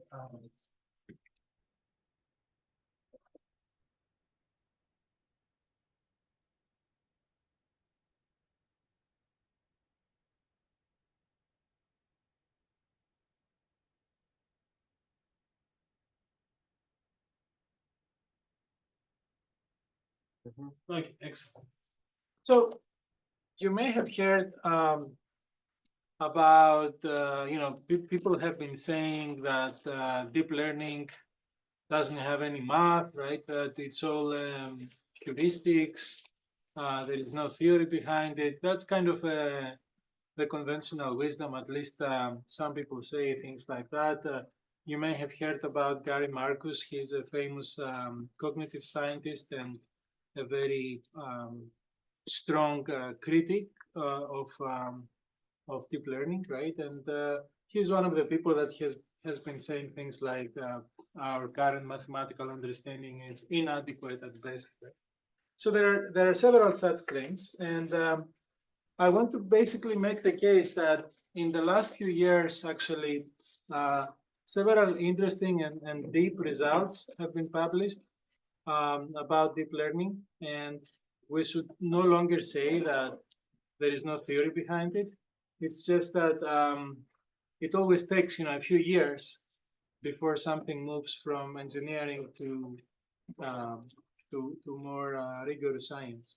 So I will basically start by just giving a very high-level background about things that we will need later in the presentation. So think of the first part as background.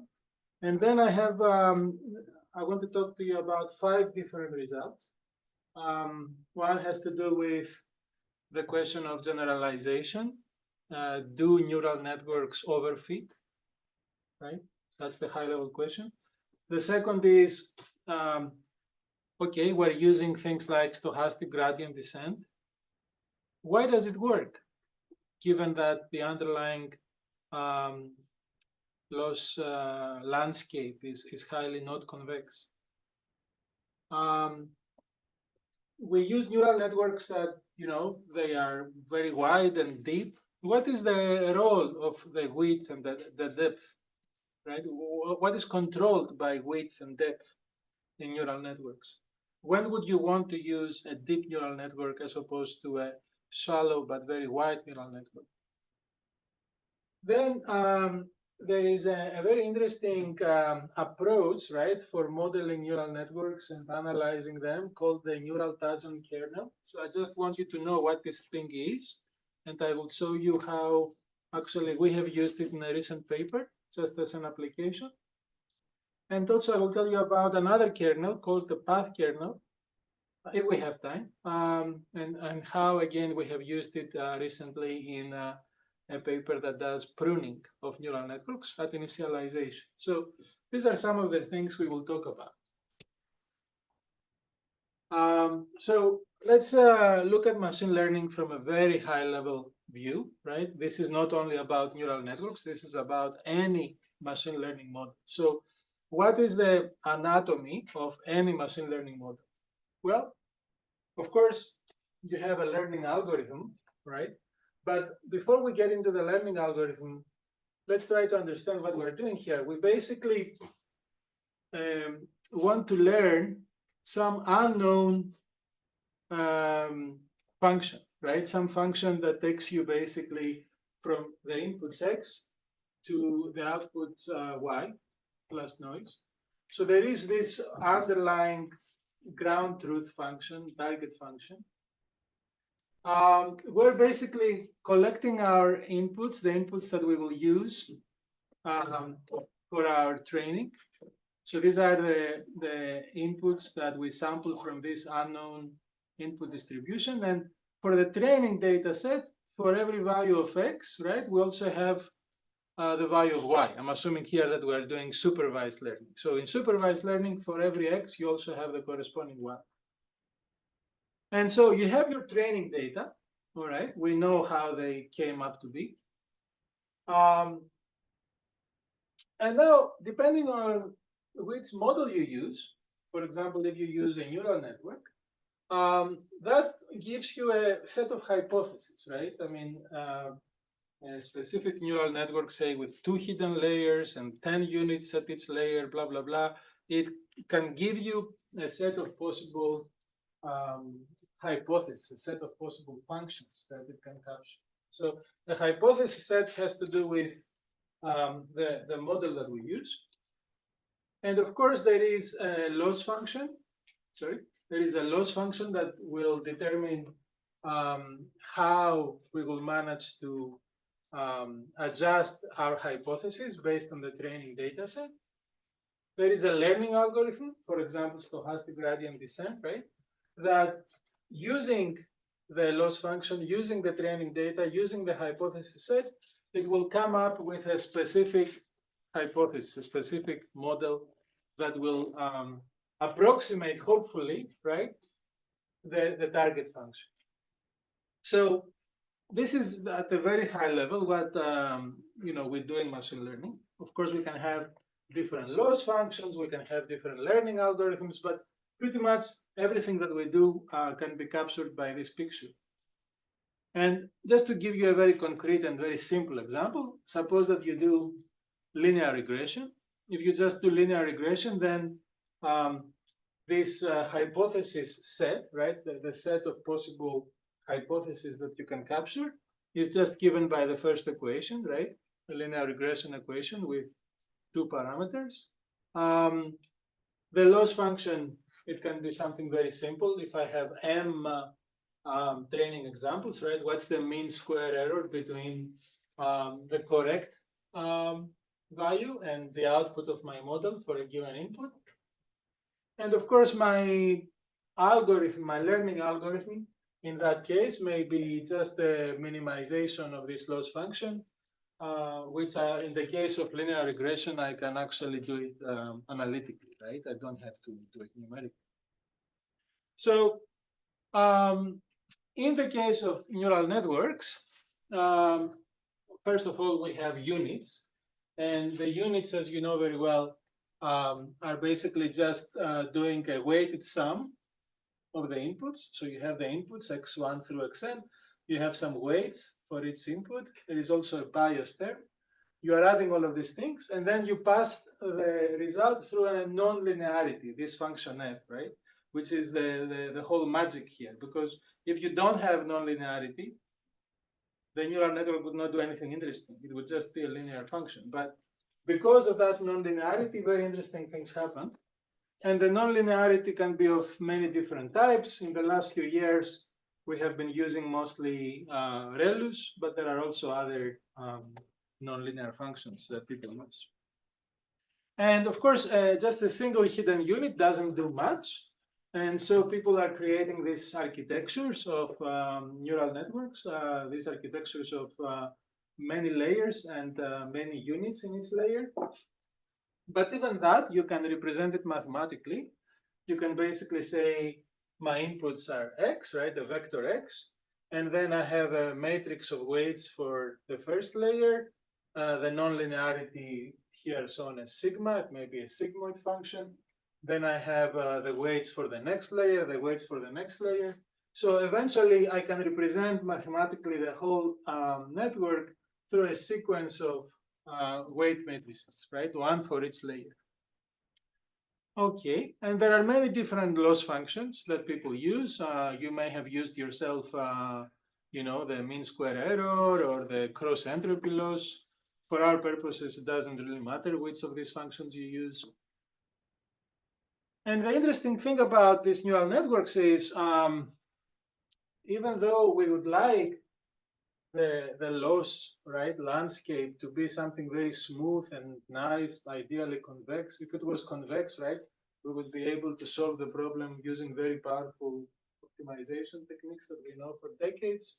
But in reality, the loss landscape looks something like that, which is, of course, full of local minima, and you can get trapped, right, in many of these local minima. So you have to be, very cautious how you do your optimization. Now, again, I'm giving you a brief overview of things that probably you already know. In neural networks, people use mostly stochastic gradient descent, right? Or variations of stochastic gradient descent. And here I'm just reminding you what we define as the gradient of a multivariate function, right? I have a function of x0 through xn. And if I take the gradient with respect to x's, I have all of these, partial derivatives represented as a vector in this case. And stochastic gradient descent essentially says that you will be updating your weights iteratively, right? And in every iteration, there will be an adjustment that is proportional to some learning rate, which may actually change with time. And of course, the important thing is the gradient of the loss, right? So you're trying to move in the direction that will decrease the loss, and you're adjusting the weights in that manner.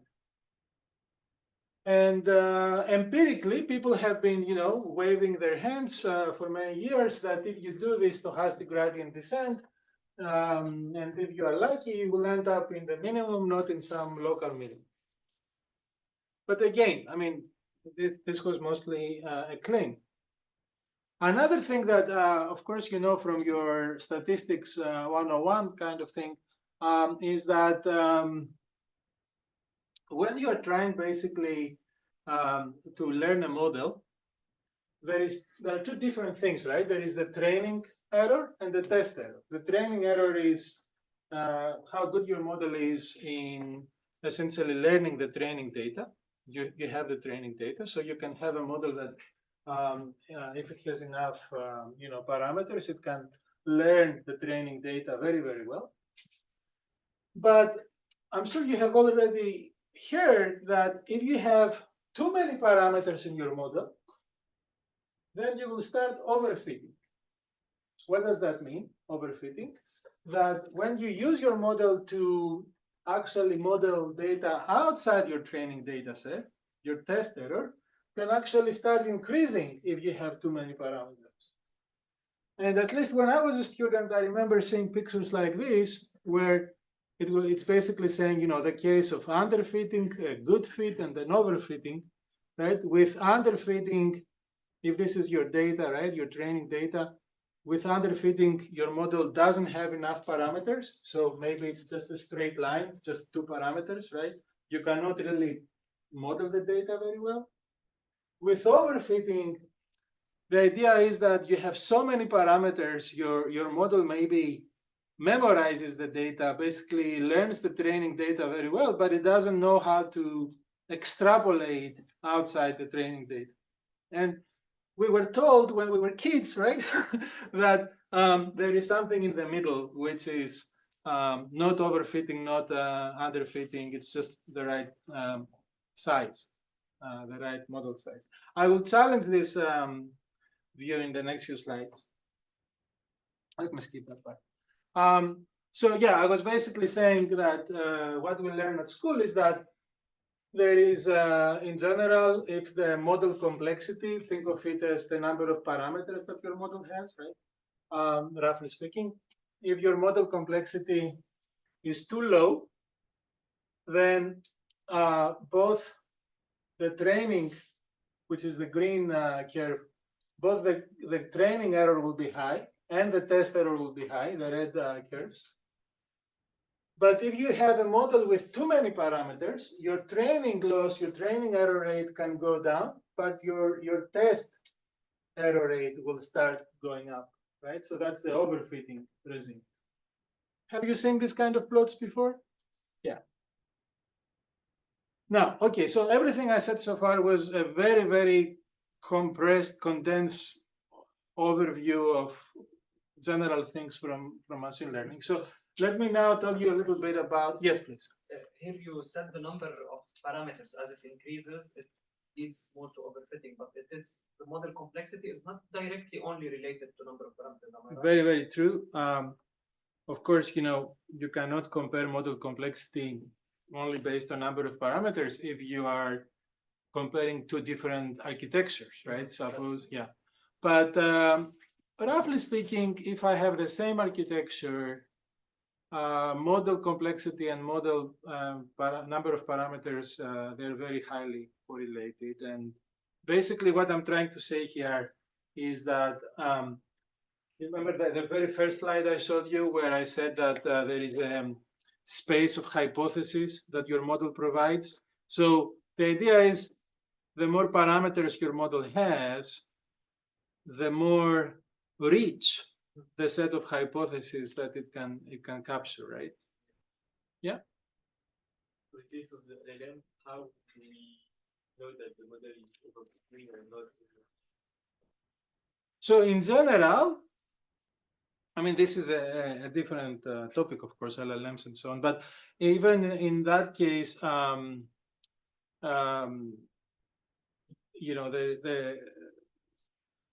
now this will take us in a different direction. But the way that LLMs are trained, right? There is the pre-training phase, which is not based on supervised learning. It's self-supervised. Basically, maybe you're hiding some words, right? And you try to predict what the missing word is. And so you can have overfitting in that case, hypothetically, if your model, your LLM, is great at predicting the missing word in the training data that you have seen, but if it fails miserably in test data that you have never seen, then you would say that your LLM is overfit, right? Yeah, and I think also if the LLM produces stuff that it already memorized, that will show that it overfit. Like if it exactly writes the same text as the one that it was trained on. I see. That's an interesting point. So in some sense, it doesn't really generalize; it just memorizes, right? Yeah. Okay. Let's now go to the main part of the talk. So again, I want to show you basically 5 different things, 5 different recent results. And the first one has to do with this question of using stochastic gradient descent, right? So as I said before, we have been using stochastic gradient descent, just hoping, right, that it will work, that it will find the global minimum of the loss function. And there is really no proof of that. So what changed in the last few years is that we have seen some mathematical results that actually prove that stochastic gradient descent, under certain conditions, will actually converge to the global minimum of the loss function during training. But let me show you what kind of assumptions do these mathematical results make. So again, I'm assuming here that we're using ReLUs for the nonlinearity of its hidden unit. You have seen ReLUs before, right? I will assume, or I will show you something here, just a loss landscape that you have seen before in the case of a cross-entropy loss function. So it's a very, very wavy function, right? And the fact that we typically use random weights initially makes things even more complicated because we don't really start from any kind of smart choice of the initial point in this space. We start basically from a random point in this space. So it's a very difficult problem how to prove that something like stochastic gradient descent can actually find this, global minimum. But empirically, when you see different experiments and so on, people show surprisingly that, and I refer to the dotted lines, people show surprisingly that stochastic gradient descent actually manages to, if you let it run long enough and under certain conditions, that it manages actually to take the training error down to 0. So what's happening here, right? I mean, is there some kind of missing theory behind this? Or are we just lucky? You may say we're just lucky, but so I want to talk, I mean, there are several papers. I'm not claiming that this is the only paper that proved this kind of result. It's one of the most well-known papers. So a conversion theory for deep learning via over-parameterization. So, and then you see these papers typically, you know, they're less than 10 years old. So I'm referring to recent results. So what is this result here? I have to give you some notation first. So we will assume that we have n number of examples, training examples of some dimensionality d, right? A very interesting point is how far are those two examples, right? Basically, any two training examples, you can define a distance metric between them, right? Now, let me ask you a question. Yes, please.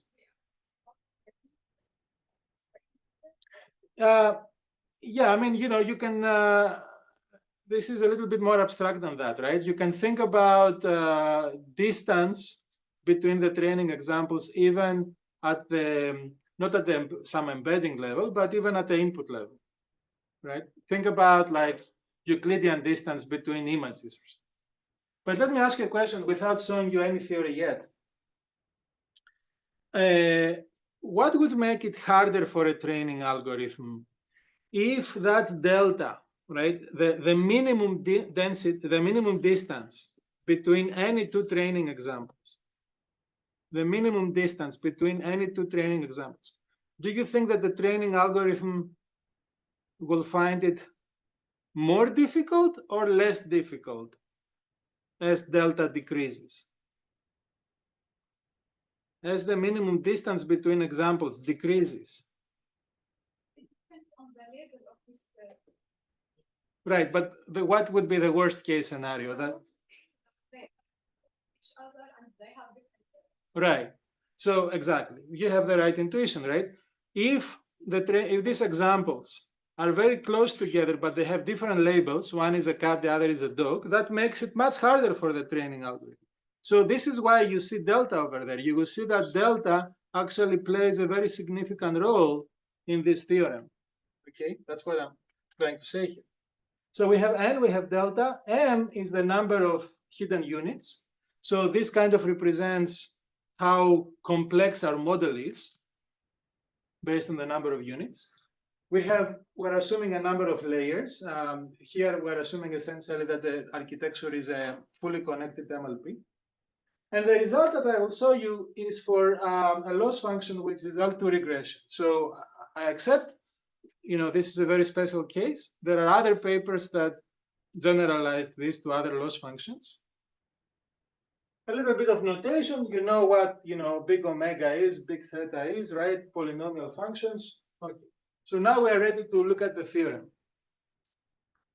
The theorem says, first of all, that suppose that the number of parameters, right, the number of hidden units in the network is more than something. What is this something? It's some polynomial function of pretty much, you know, n and del and the inverse of delta and so on. So the first line of the theorem is telling you you have to have enough parameters in your model.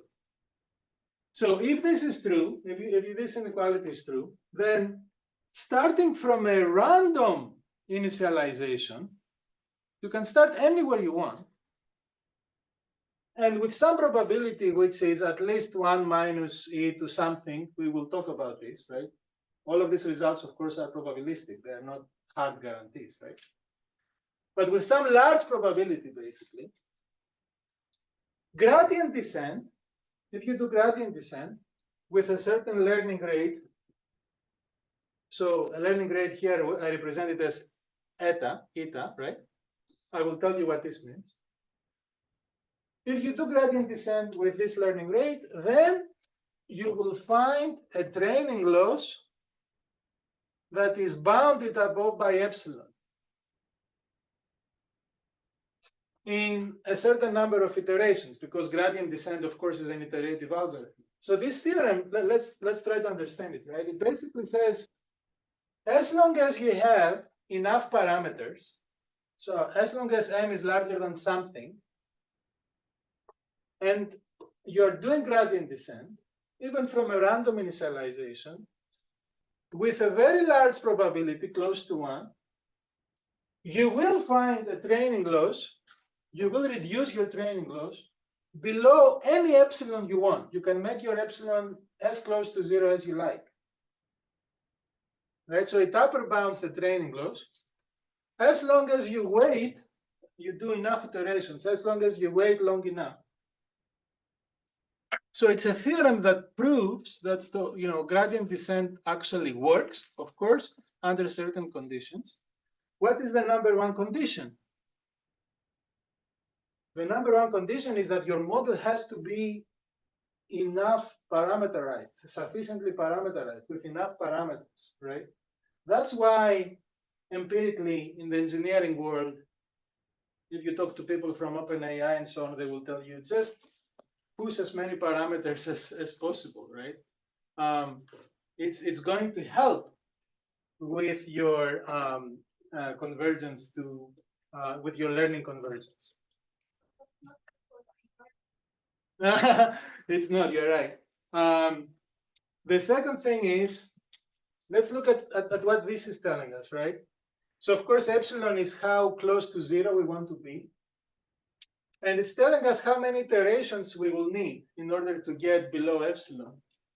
So what do you see here? Which are the important things, right? Of course, if you want a smaller epsilon, you will have to wait more, right? If you reduce epsilon, say, from 10 to the minus 1 to 10 to the minus 2, you will do what to the number of iterations? You will double the number of iterations, right?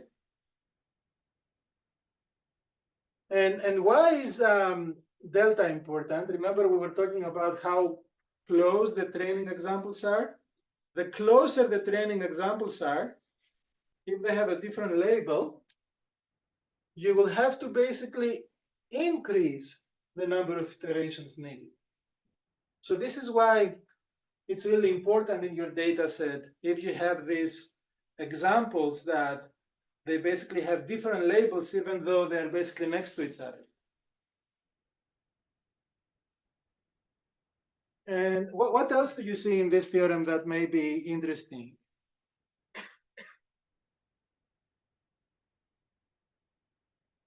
I mean, there are many interesting things about it, but one of them, of course, is that your learning rate will, of course, depend on how big your model is. If you make your model bigger, you have to accept the fact that you will learn slower. You have to have a smaller learning rate with a bigger model.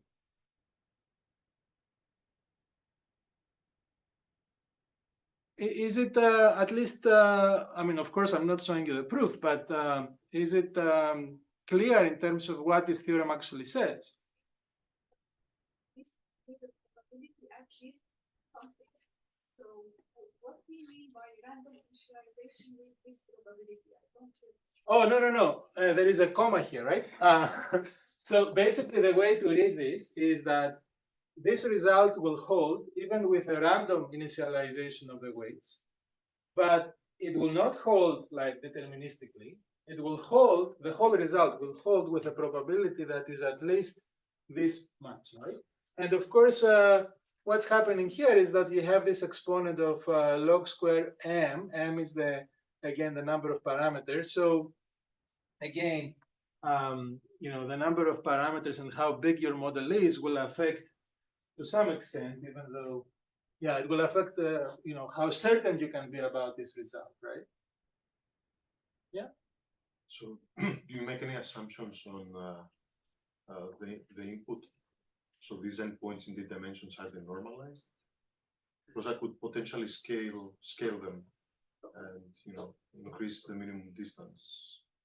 That's a good question. I'm not sure. I think, you know, the delta here is you know, defined, already fixed for the given space on which the data reside, right? So you cannot play the game of scaling. If you play the game of scaling, you're changing delta, you're changing everything else too, right?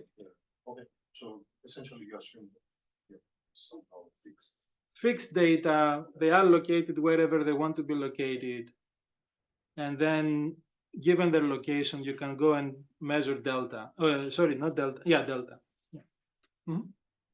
The polynomials are the same coefficient or can be different than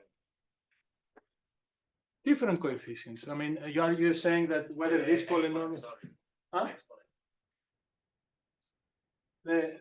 The exponents, they can have different coefficients, if I understand well. So they can be different polynomials. Different polynomials, yeah.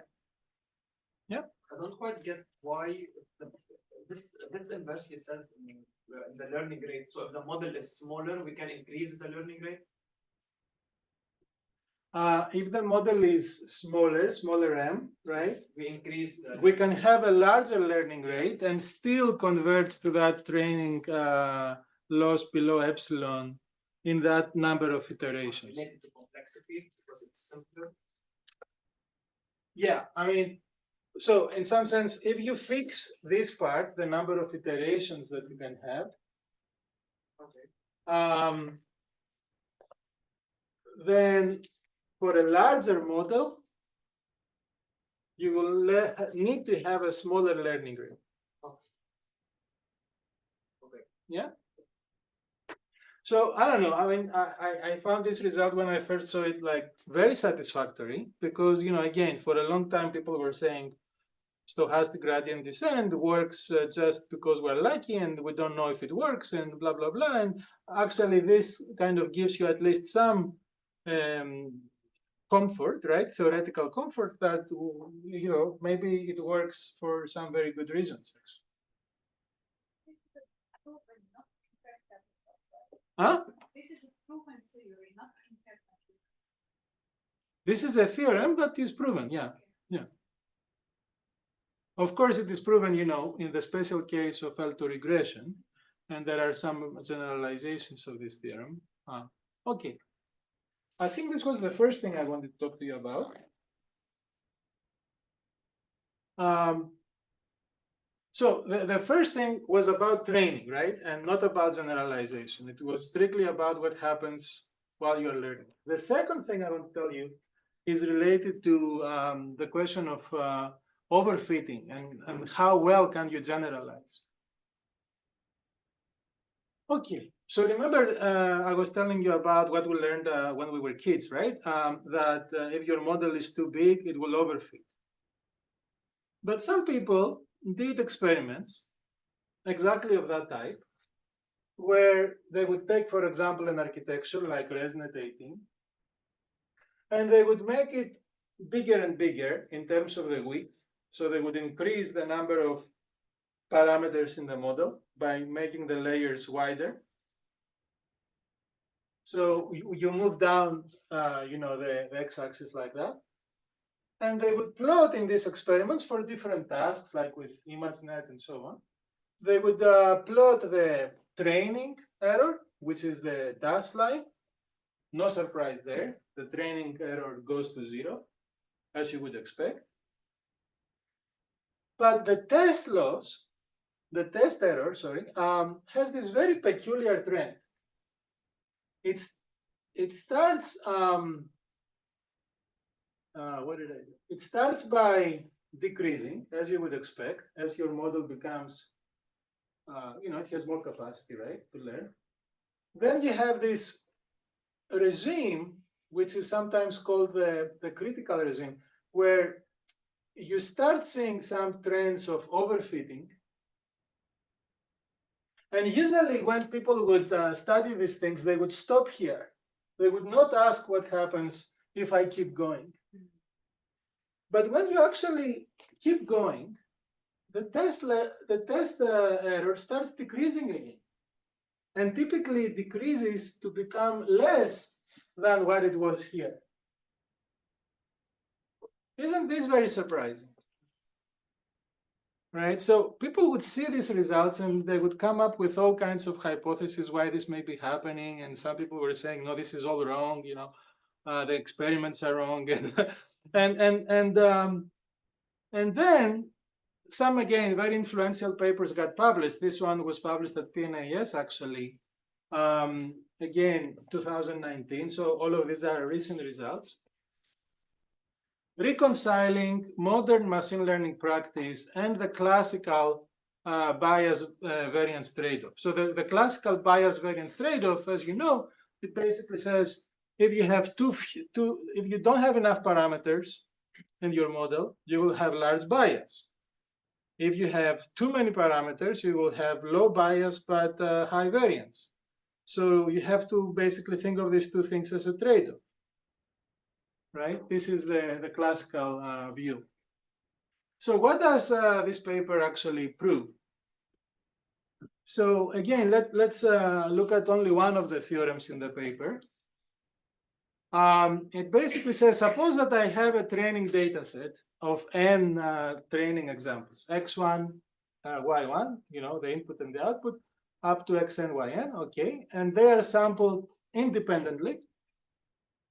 From some, okay, there are some technicalities here, right? I mean, the examples have to come from some compact domain in RT. So we get into mathematical topology here, but they have to be well-behaving examples. Let me put it that way, right?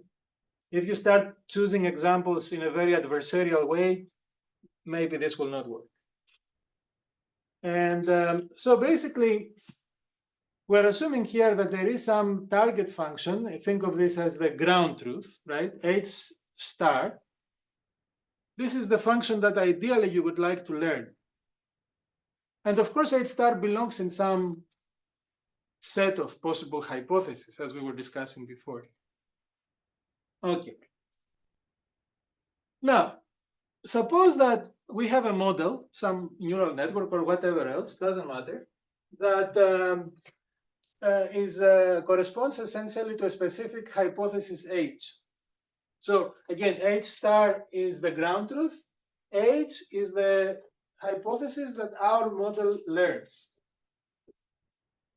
And this hypothesis manages, and this is very important, to interpolate the training data perfectly well. So whatever model you use, suppose that it manages to completely map, completely learn the training data.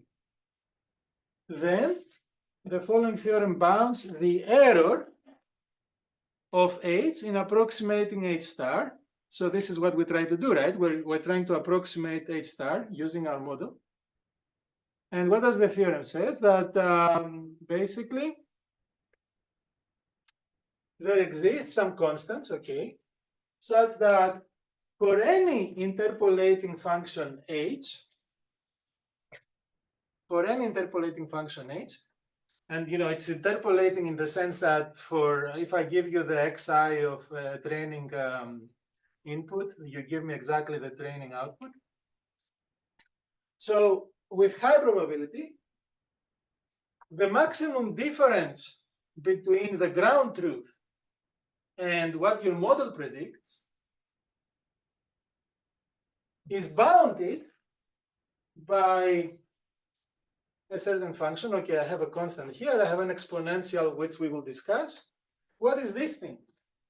So here I have essentially a certain, these are referred to as functional norms, right?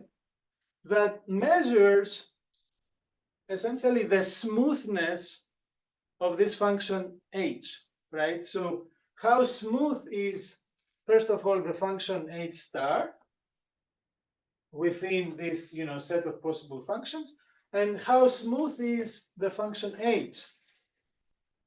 So I'm not really telling you much more about this norm here. I just want you intuitively to think of it as a metric, some number that represents how smooth these functions are.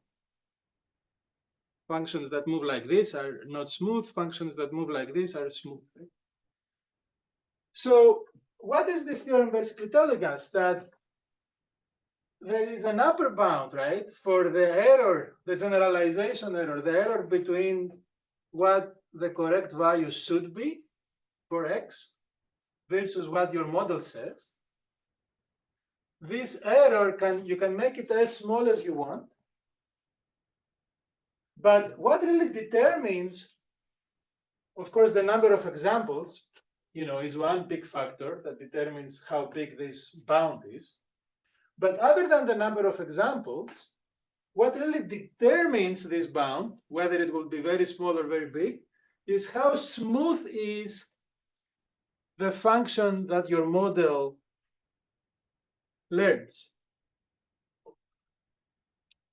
And so what you can make basically this bound arbitrarily small by playing what trick? By decreasing the smoothness, sorry, by, okay, I didn't say this properly. For this metric, the lower the value, the more smooth the function is. I think I said the other way, right? The smaller the value, the smoother the function. So you can basically make this error bound as small as you want, as long as you make this function h that your model learns as smooth as possible.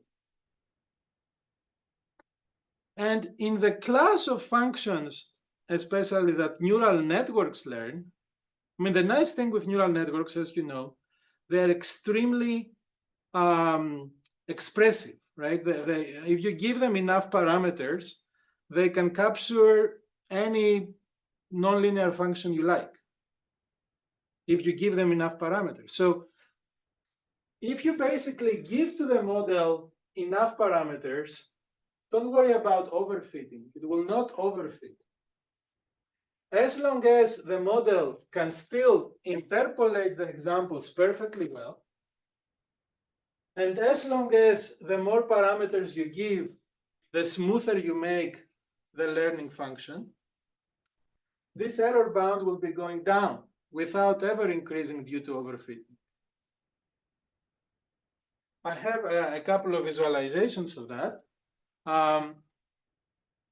Okay, basically here, I mean, the idea is that these red things represent, training examples. The blue curve is, think of it as a function that you can learn with a neural network that only has 40 hidden units, so it's not so smooth. The black one is the function, they're both interpolating the training data perfectly well, but the black one can actually interpolate them in a much smoother way. So in which of these two cases would you expect a smaller test error? For both of them, the training error is 0. But which of them would have a smaller test error? The black. The black, because it's a smoother function.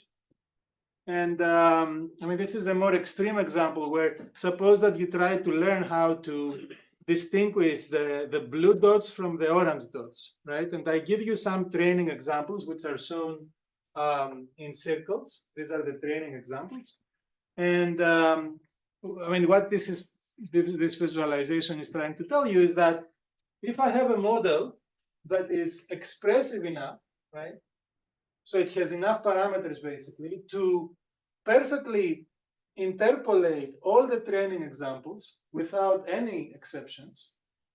And at the same time, it is a smooth function. It will have basically, or let me rephrase, if I have two models, right, they both interpolate the training data perfectly well, but one of them is smoother than the other, the one that is smoother will have lower test error than the other. Yeah? But for me, what confuses me is why the test error increases then decreases. This increase, why is it? Since it will never overfit, but in this sense it overfits in the beginning, in the graph of the test. I see. I mean, right. So this theorem actually cannot explain that part, right? The theorem, you know, it's basically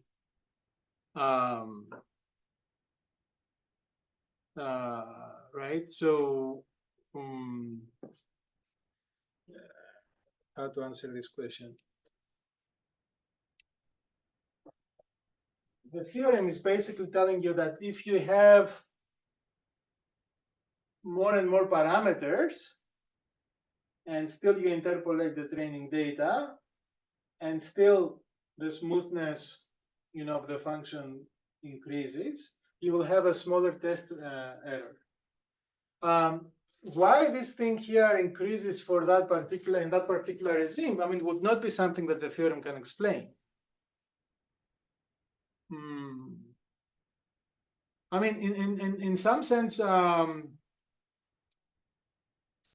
yeah, that's a good question. I have to look it up. I mean, what maybe your question is there a mathematical result that will capture both this behavior, right, as well as that hump over there, which I haven't seen. Yeah. There is a CML 2020 paper. That explains that part. Okay, I have to look it up. I'll find it. Yeah, thank you. And by the way, what I'm saying here and what this paper also says, it's not specific to neural networks. I'm not making the claim that only neural networks. I mean, in this theorem, there is nothing about neural networks, right? So you may ask, why is it that people didn't come up with results of this type earlier? I mean, this is a big philosophical discussion, but some of the models that people were analyzing and studying and using before, you know, deep learning, there were relatively small models, right?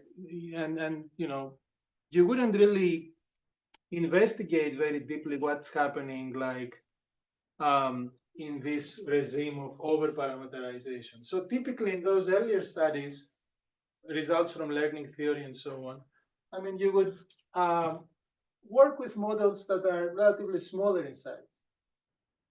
That's, I think, at least one possible explanation. Why didn't we learn about this thing earlier? And we only learned it in the era of deep learning, right? But when we start, we know nothing about H star, right?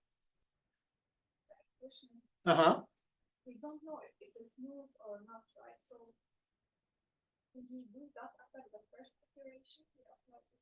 If we return to the equation, Yeah. I mean, in reality, right, you will never know H star. That's the unknown ground truth that you would like to approximate. The way to interpret this theorem is by saying, I can make this error, which is actually the test error, I can make it as small as I want, as long as I can have a model that is expressive enough to interpolate all the training examples, right? And I want to have basically a model that the more parameters I throw into it, the smoother the function that it will create. Not all models are like that, by the way, right? Yeah. Just to generalize, like then we should go from the traditional wisdom that we should overfit on the training data with larger model. Right. So basically, the rule of thumb here is that when you are using deep learning, you don't have to worry about overfitting. Now, I'm risking my life by saying that because you know, it can be a statement that can be very easily misinterpreted, right? The idea is that your model again should be expressive enough, like for example, in terms of how many layers you will have and so on, so that it can actually interpolate the training data. What does that mean? You need to check if your training error goes down to 0. If it doesn't go down to 0, you don't have a model that is big enough for that task or for that training data. So I'm telling you, don't worry about overfitting, but with some disclaimers, right? Yeah. Yeah, just this contradicts the first graph that shows the variance bias trade-off. The first graph when we show the variance and we choose, and there is also something like This one? No, like previously the one of variance and bias. I mean, those graphs were actually, just like plots like this, right? Yeah, for example, yeah. Yeah, I mean, these are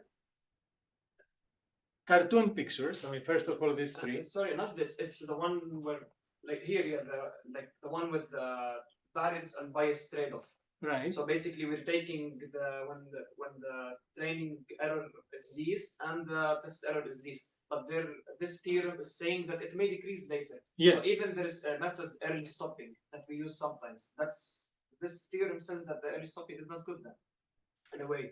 Because if we stop early, we may have then it will decrease. So if you stop early based on the training error rate, then it may be a problem, right? That you may actually miss what happens after the hump. Yeah, but it's widely used. Like when the test error starts increasing, we stop. That's widely used. Well, yeah, that's not after this talk. Yeah, not anymore. Okay. So I hope you find these results, at least interesting, and maybe even they will challenge how you do certain things yourselves, right? Yeah.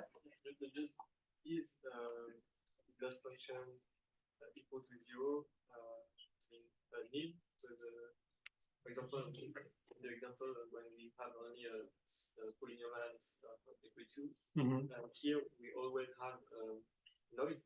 So if we want to have a loss of 0, so we add more parameters, so we overfit.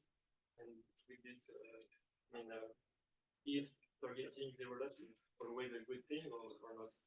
The reason I said I talked about having the training loss down to 0 is so that you can satisfy the condition of the theorem, which says that you should interpolate, you should have 0 error in the training data. You have to keep a smooth function and not high variance.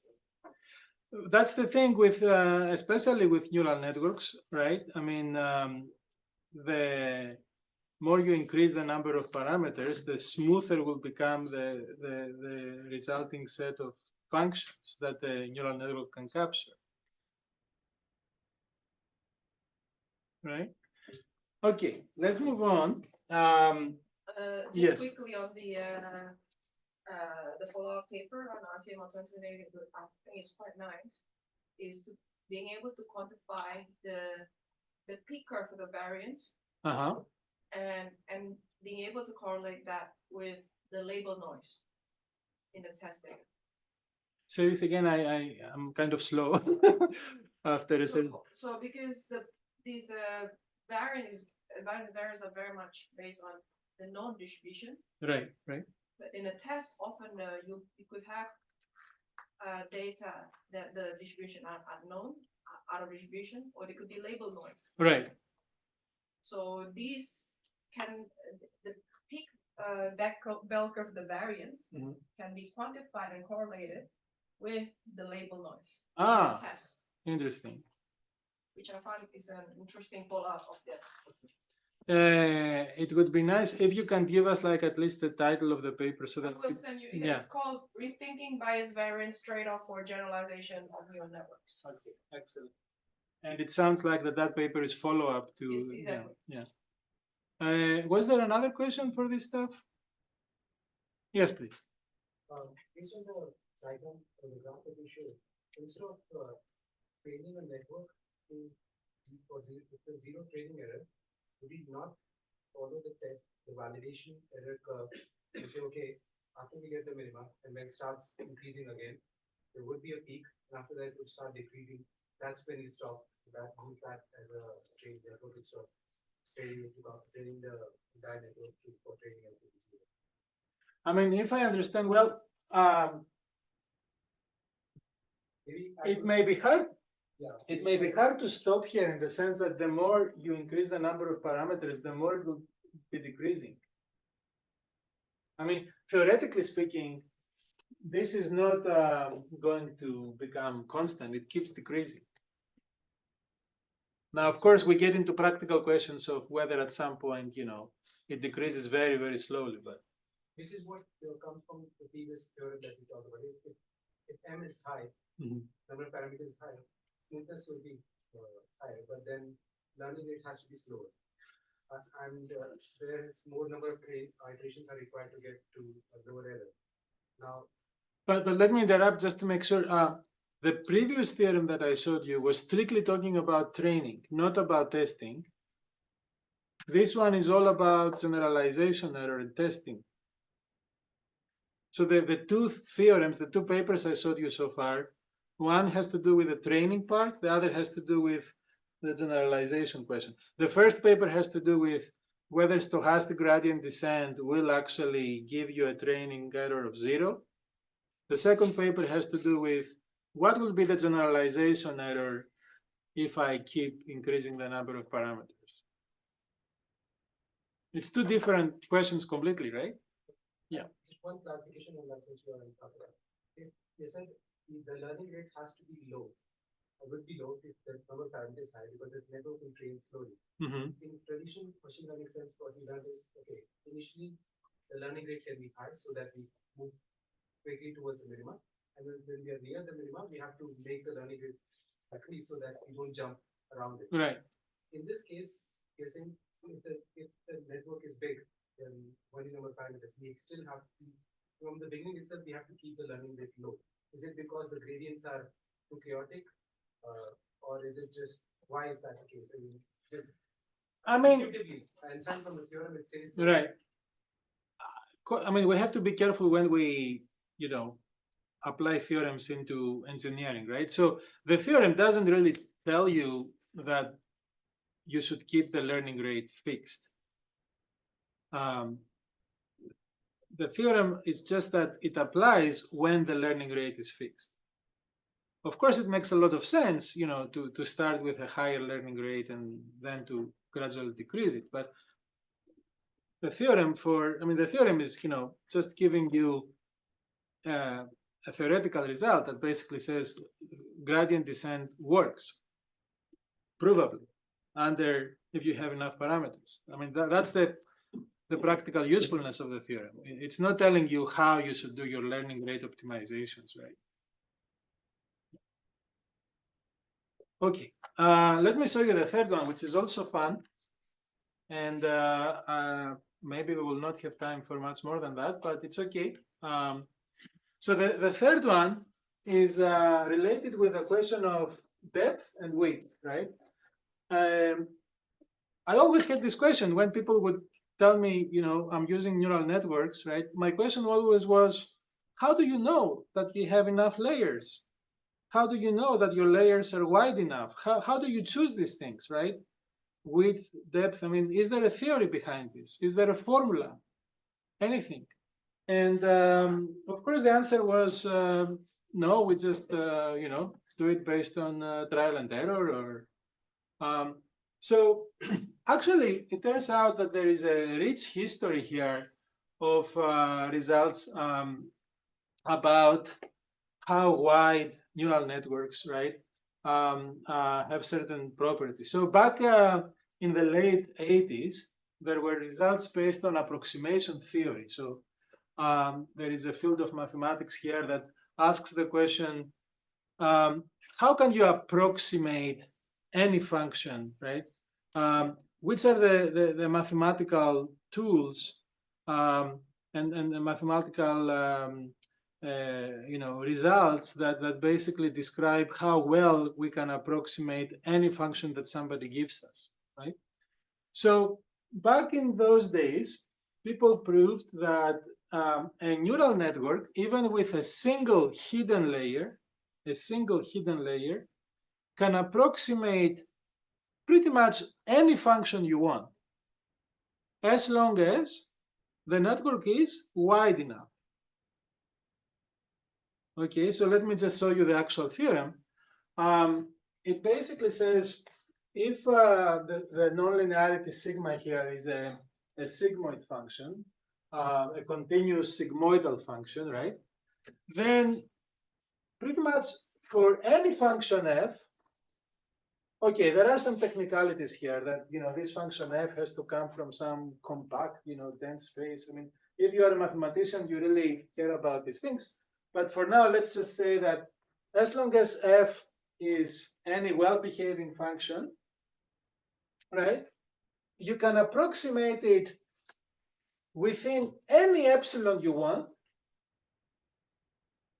as long as you use a function that is just the sum of some sigmoids, which is basically what you would get from a single hidden layer, from a neural network that is a single hidden layer of n sigmoids, n hidden units. So as long as you find the appropriate weights alpha, you can approximate any function you want with a single layer neural network. Yeah? It needs to be continuous. So, I mean, f will need to be continuous and more than that. Actually, it has to come from that compact topological space, blah, blah, blah. But yeah. So this was a very early result. Again, it doesn't tell you anything about the depth. It basically tells you that even with a single hidden layer, you can approximate any function you want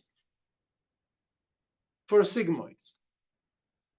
Now, more recently, there was, again, a sequence of papers, this is only one of them, that basically proved the following, that as long as, I mean, even if you have not sigmoids, today nobody's using sigmoids, right? Today people use ReLUs and variations of ReLUs. So if you have a network of ReLUs, again, you can approximate a function f, some Lebesgue integrable function f, right?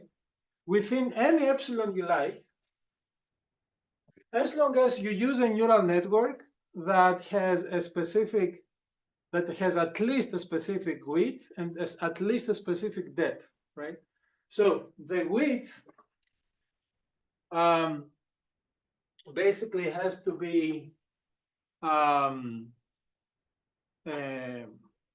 mean, the paper is actually, it's not shown in the theorem, but the paper actually gives you a construction method, how to construct this neural network that can approximate this function. So the depth of the network has to be 4n plus 1, where n is the number of inputs. And the depth and the width, sorry, it should be at most n plus 4. So it's telling you how to construct a fully connected network of ReLUs with these dimensions, this depth and this width, so that you can approximate any function f within an error epsilon. So in some sense, this is, again, what it's telling us. It gives us some confidence that with neural networks, we can approximate pretty much any function we want, as long as we have, a sufficient number of layers and width. The size of the data? N is the number of inputs. If I give you, for example, an MNIST image, the number of inputs is 768, the number of pixels in the, right? So this is, again, comfortable news, right? It's giving us some confidence about what we can express with neural networks, but it's not really telling us much about the role of the depth of neural networks. So let me talk now a little bit about the depth. This goes back to what we were discussing actually in the previous talk. Remember, I was telling you that most natural tasks are hierarchical, compositional, right? For example, when you try to recognize faces of people, there is the general, and suppose that you do that using either convolutional neural nets or MLPs. There is the idea that in the first few layers, you are learning very general visual features like lines of different orientations and so on. And then in some subsequent layers, you are learning features like eyes and noses and ears and so on. And gradually you get to, as you get closer to the output, you get to recognize specific faces, right? So this is in some sense an example of a task that is compositional or hierarchical in the sense that, you know, what the way that you recognize, for instance, that somebody is, that something is a face as opposed to any other object, really depends on this hierarchy of features that, that you are learning to recognize. So why is this important in this discussion about depth? When we get to the question of why are deep neural networks better than shallow neural networks? I don't know if you ever thought about this question. I mean, why do we need depth in our neural networks? Under which conditions are deep neural networks better than shallow ones? So this paper, I provided a very, very nice explanation for this question. They basically said that, look, again, in many natural tasks, in many engineering tasks, the functions, the tasks that we're trying to learn are compositional. What is what's an example of a compositional function here? Let me explain what this means. I have a function of, think of it as a mathematical function, right, of 8 different input variables. It may happen that you can represent this function as, for instance, compositions of smaller functions. So I have a smaller function, say h, let's start from the left, h11, which only operates on x1 and x2, right? So I only combine these two inputs. I'm learning something based on those two inputs, which is the output of the function h11. Maybe I'm doing something similar for h12, combining x3 and x4, right? Then maybe I have another function called h21, which is essentially operating at the second layer of the hierarchy, right? That function doesn't work directly on the x's. It works on the outputs of those two functions. This is what we mean by compositional functions. So if I go back to the example of recognizing faces, to make it more clear, okay? Suppose that the x's are the pixels of the image. Well, you wouldn't recognize a face by just looking at individual pixels. You would have a smaller subfunction that maybe would recognize, you know, an eye. Then you would have another function, you know, to recognize an ear, a nose. And really, based on these higher level features, you would recognize that something is a face as opposed to a car, right? So I hope you understand what we mean here by compositional functions. Okay. Now, this paper says the following thing. Suppose that I have a function of 8 inputs, let's say, for example. But in one case, I'm learning this function without knowing anything about this compositionality. I'm just learning it from the primitive inputs. I ignore the fact that there is this compositionality at the top, and I'm just learning the function in a direct way from the inputs, through what we call a shallow network. This is one way to learn the function. Another way to learn the function is by having a tree, and kind of think of it as a tree structure, which exactly captures the correct compositionality of the function. So x1 and x2 are first combined, the two of them, through some function h11. x3 and x4 are combined through some function h12. Then there is this other function called h21, and so on, right? So in this approach, you are learning how to learn that function quote unquote, in the right way, right? You are learning how to learn that function by considering the correct compositionality of the function. Okay. What does this paper prove? That if you are learning functions in this kind of naive way, ignoring that the function is composable, then, and you try to learn this function within some accuracy epsilon, right? The smaller the epsilon, the better you learn the function. And n is the number of inputs. In this case, it is 8, right? R, I don't want to confuse you, but R has to do with basically some smoothness of the target function. Let's ignore that for now. Then n, the uppercase n, is the number of hidden units that you will need, right? How many hidden units your network will need to have in order to basically learn this function of n inputs within an error epsilon. So what they proved is that if you learn the function in this very naive way, you will need this n, while if you learn the function by considering its compositionality, by considering how this tree looks like, then you will have this n. Okay, you may look at them and say, okay, I don't understand why is this important? The reason it is important is because of this reason, that basically the number of examples, m, so m here is the number of examples that you will need to learn this task within some error epsilon.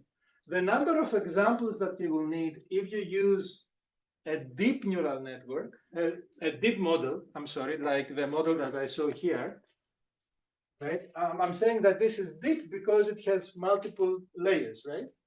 So the number of examples that you will need in the deep model relative to the number of the examples that you will need for the shallow one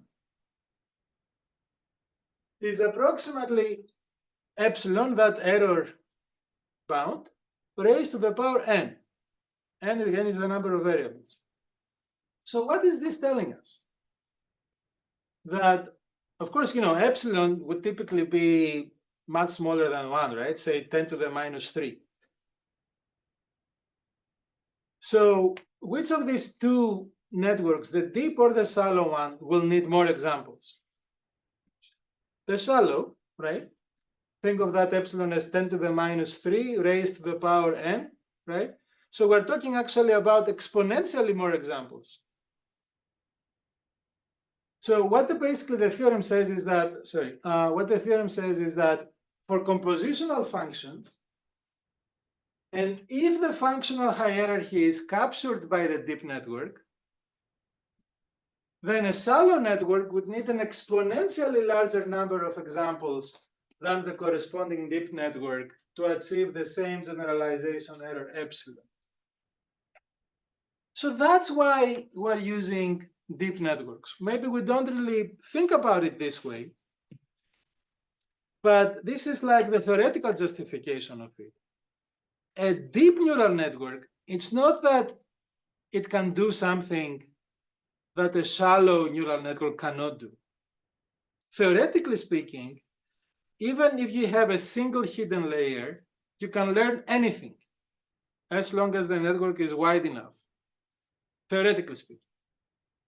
The reason we like deep neural networks is because what depth gives you, right? The depth gives you the ability to learn with much, much, much fewer examples. Exponentially smaller examples relative to the shallow one. Now, of course, this result here makes this huge assumption, right? What is the huge assumption? The huge assumption is that we know the compositionality of the function, and we constructed a neural network that exactly matches the compositionality of the function. That's a very strong assumption that is never true in practice, of course. There is only one decomposition. Right? Maybe the same task will have multiple different decomposition which are True. same. Yeah, I mean, that's a very good point, and I agree with you that maybe the same task, the same function can be represented in many different ways.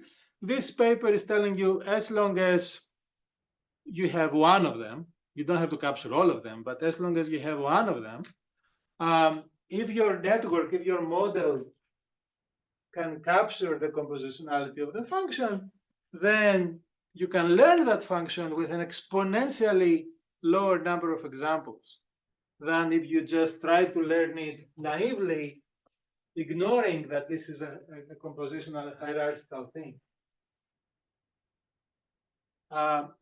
Okay, but even if in practice we never know the compositionality exactly like that, you still get a feeling, I hope, why depth is useful, right? Depth is useful because we are learning this hierarchy of features, and essentially we can, by reusing features that we learned in previous layers, we can learn more efficiently, we can learn more with fewer examples, which is also, by the way, how the brain does it.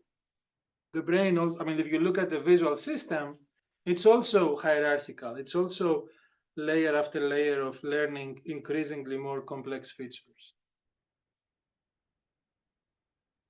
Are you still with me, or I probably managed to confuse you? Okay. I'm sure that people are gradually getting tired. So let's see. So the neural tangent kernel, I will probably not have enough time to describe this in great detail, but at least I can give you the high level view. So I'm sure you know from calculus, right? When you were when you learned about Taylor approximations, right? That you can take a nonlinear function and linearize it in some sense close to a certain point, right? By doing Taylor expansion around that point. So if my nonlinear function is f and it depends on some input x and maybe some parameters phi, think of this as maybe this is the output of a neural network, right? And the neural network is nonlinear, of course. It depends on both the input vector and the vector of parameters.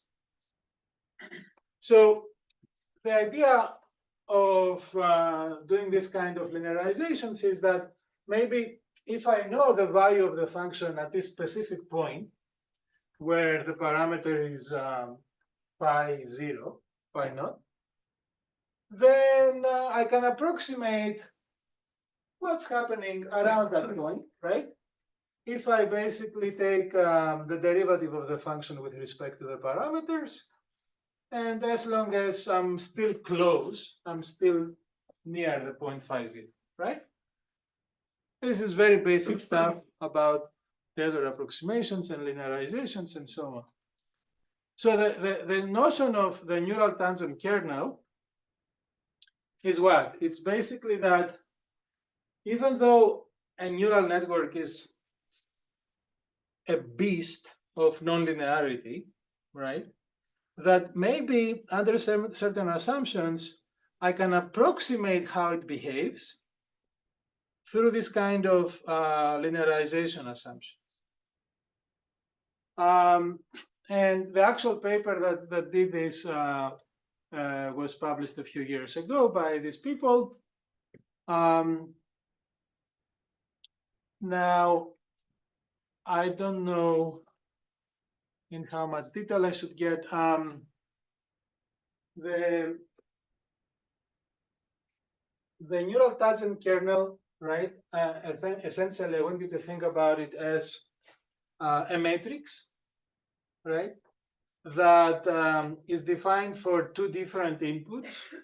Let's say the input x and the input x prime are different inputs of your neural network. Theta, of course, are the parameters of your neural network. And so given that this is a matrix, if I want to basically compute this element of the matrix in the mth row and the nth column, right? So this is a specific element of the matrix I want to compute. How is it computable? This is all the different parameters from 1 to p. And for each parameter p, I'm looking essentially at the product of these two partial derivatives. I'm asking, how does the mth output of the network depend on the parameter p? And how does the nth output, so I have these two different outputs, right? How does the nth output for the input x prime, this is for the input x, this is for the input x prime, how does that output again depend on the same parameter p? So I'm looking at what am I trying to do here basically? The element mn of the kernel matrix is trying to say how similar, right, are these two outputs of the neural network with respect to these two different inputs. How similarly do they depend on the parameter p? And not only for this particular parameter, but across all the parameters of the network. Okay, this is very hand-wavy, of course, but this is how this matrix, the neural tangent kernel matrix, is defined. Okay. So what? What can we do with this matrix? Well, the theorem that the paper that I showed you before, the reason that it became such a famous paper is because it proved, I mean, this math is all very easy. I didn't go through it, but it's all math, you know, based on calculus 101. The difficult thing is this theorem that they proved. And what they basically said is that if your neural network is wide enough, theoretically, if it has an infinite width, and if your learning rate, that eta over there, the learning rate is very small, it asymptotically goes to 0, then this matrix, first, doesn't depend on the initial weights, and second, it doesn't change with time. It becomes constant. So that's the really interesting thing, that this matrix becomes a property of your model, not really changing, you know, during the training process. And so what they show is that when you are operating in this theoretical regime of infinitely wide networks with very, very small learning rate, you can basically model how the network learns. You can model the training dynamics. So this is the output of the network. This is time, of course. These are the parameters, right? You can study the dynamics of the learning process as simply the learning rate times this matrix, the neural tangent kernel matrix, which is a constant, times the gradient of the loss with respect to the function f. So just to give you an example, if this loss, let's take the simplest possible loss, right? If it is mean square error, and so I have here the actual, you know, output of my model, and here as y, I represent the vector of the, you know, the y values of the training examples, the correct outputs, essentially. So these are the correct outputs. These are the outputs of my model. Basically, I have this simple differential equation now. This is constant, right? I have this simple differential equation describing the dynamics of my learning process. And so, of course, I can go and solve this differential equation as you learn from, you know, calculus, and I can show how, you know, the output of my network depends on what the initial parameters were, and of course what the correct outputs should be. And also what is also important to see here is that this matrix really determines the time constant of the learning process, right? How fast you learn really depends also on the neural tangent kernel. So I'm running out of time, and I feel that I'm not doing justice, right, to this model, because it's a very interesting thing. But let me just wrap up here. There are some additional slides that show, if you look at the slides later, right, you will see how we used the neural tangent kernel with these two folks here to solve a problem in data selection. Data selection means if you basically have, a training data set, of course, not all the examples are equally important. So if you want to pick only, a small number of examples that are the most important examples, the most useful examples, how would you pick them, right? So in any way, we're using the neural tangent kernel to basically come up with an algorithm for selecting really good examples. And then again, if you look at the slides, you will see a last part, which again, I didn't have time to talk about. It has to do with how you design sparse networks that can learn fast and generalize well, right? So you want these two things. You want fast learning, and you want good generalization. And in that case, there is another, not the neural tangent kernel, but there is another kernel called the path kernel. And so if you look at those slides, you will see what that matrix looks like and how you can use it. So I'm just skipping all of these things to go to the summary, and then I will let you go. So again, my main point in this talk was, next time somebody tells you that deep learning is just a heuristic without any theory behind it, tell them that this is not true, okay? There is a lot of theory behind it, a lot of recent mathematical results. And of course, there are still many open questions, right? And especially if you are interested in this kind of work, there are a lot of things you can study. Usually the people that work in this area, they bring together basically techniques from different fields, right? People sometimes use techniques from theoretical computer science, others from nonlinear dynamical systems, others from statistical physics. But it's a good place for cross-disciplinary research. And one particular thing, and I will leave you with that, one particular thing that I believe really needs a lot of more mathematical work is when it comes to LLMs, right? LLMs, as you know, we know how they work, right? We know how you can build an LLM, but we don't really understand their properties. We don't really understand under which conditions they fail, under which conditions they hallucinate. We don't know why they can do some very impressive things like in-context learning.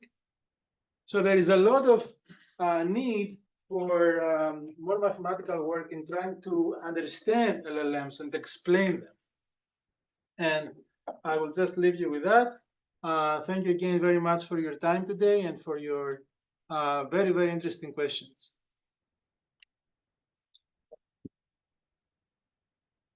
Thank you very much, Constantine. Do we have any questions from the audience? Even though we already have many, many questions. Yeah, and we are right on time. Thank you very much again. Thank you. And of course, we will share your slides with the audience. Yeah, I mean, if they have questions, they can allow. They are already. So at this point, I would kindly ask you to come down for a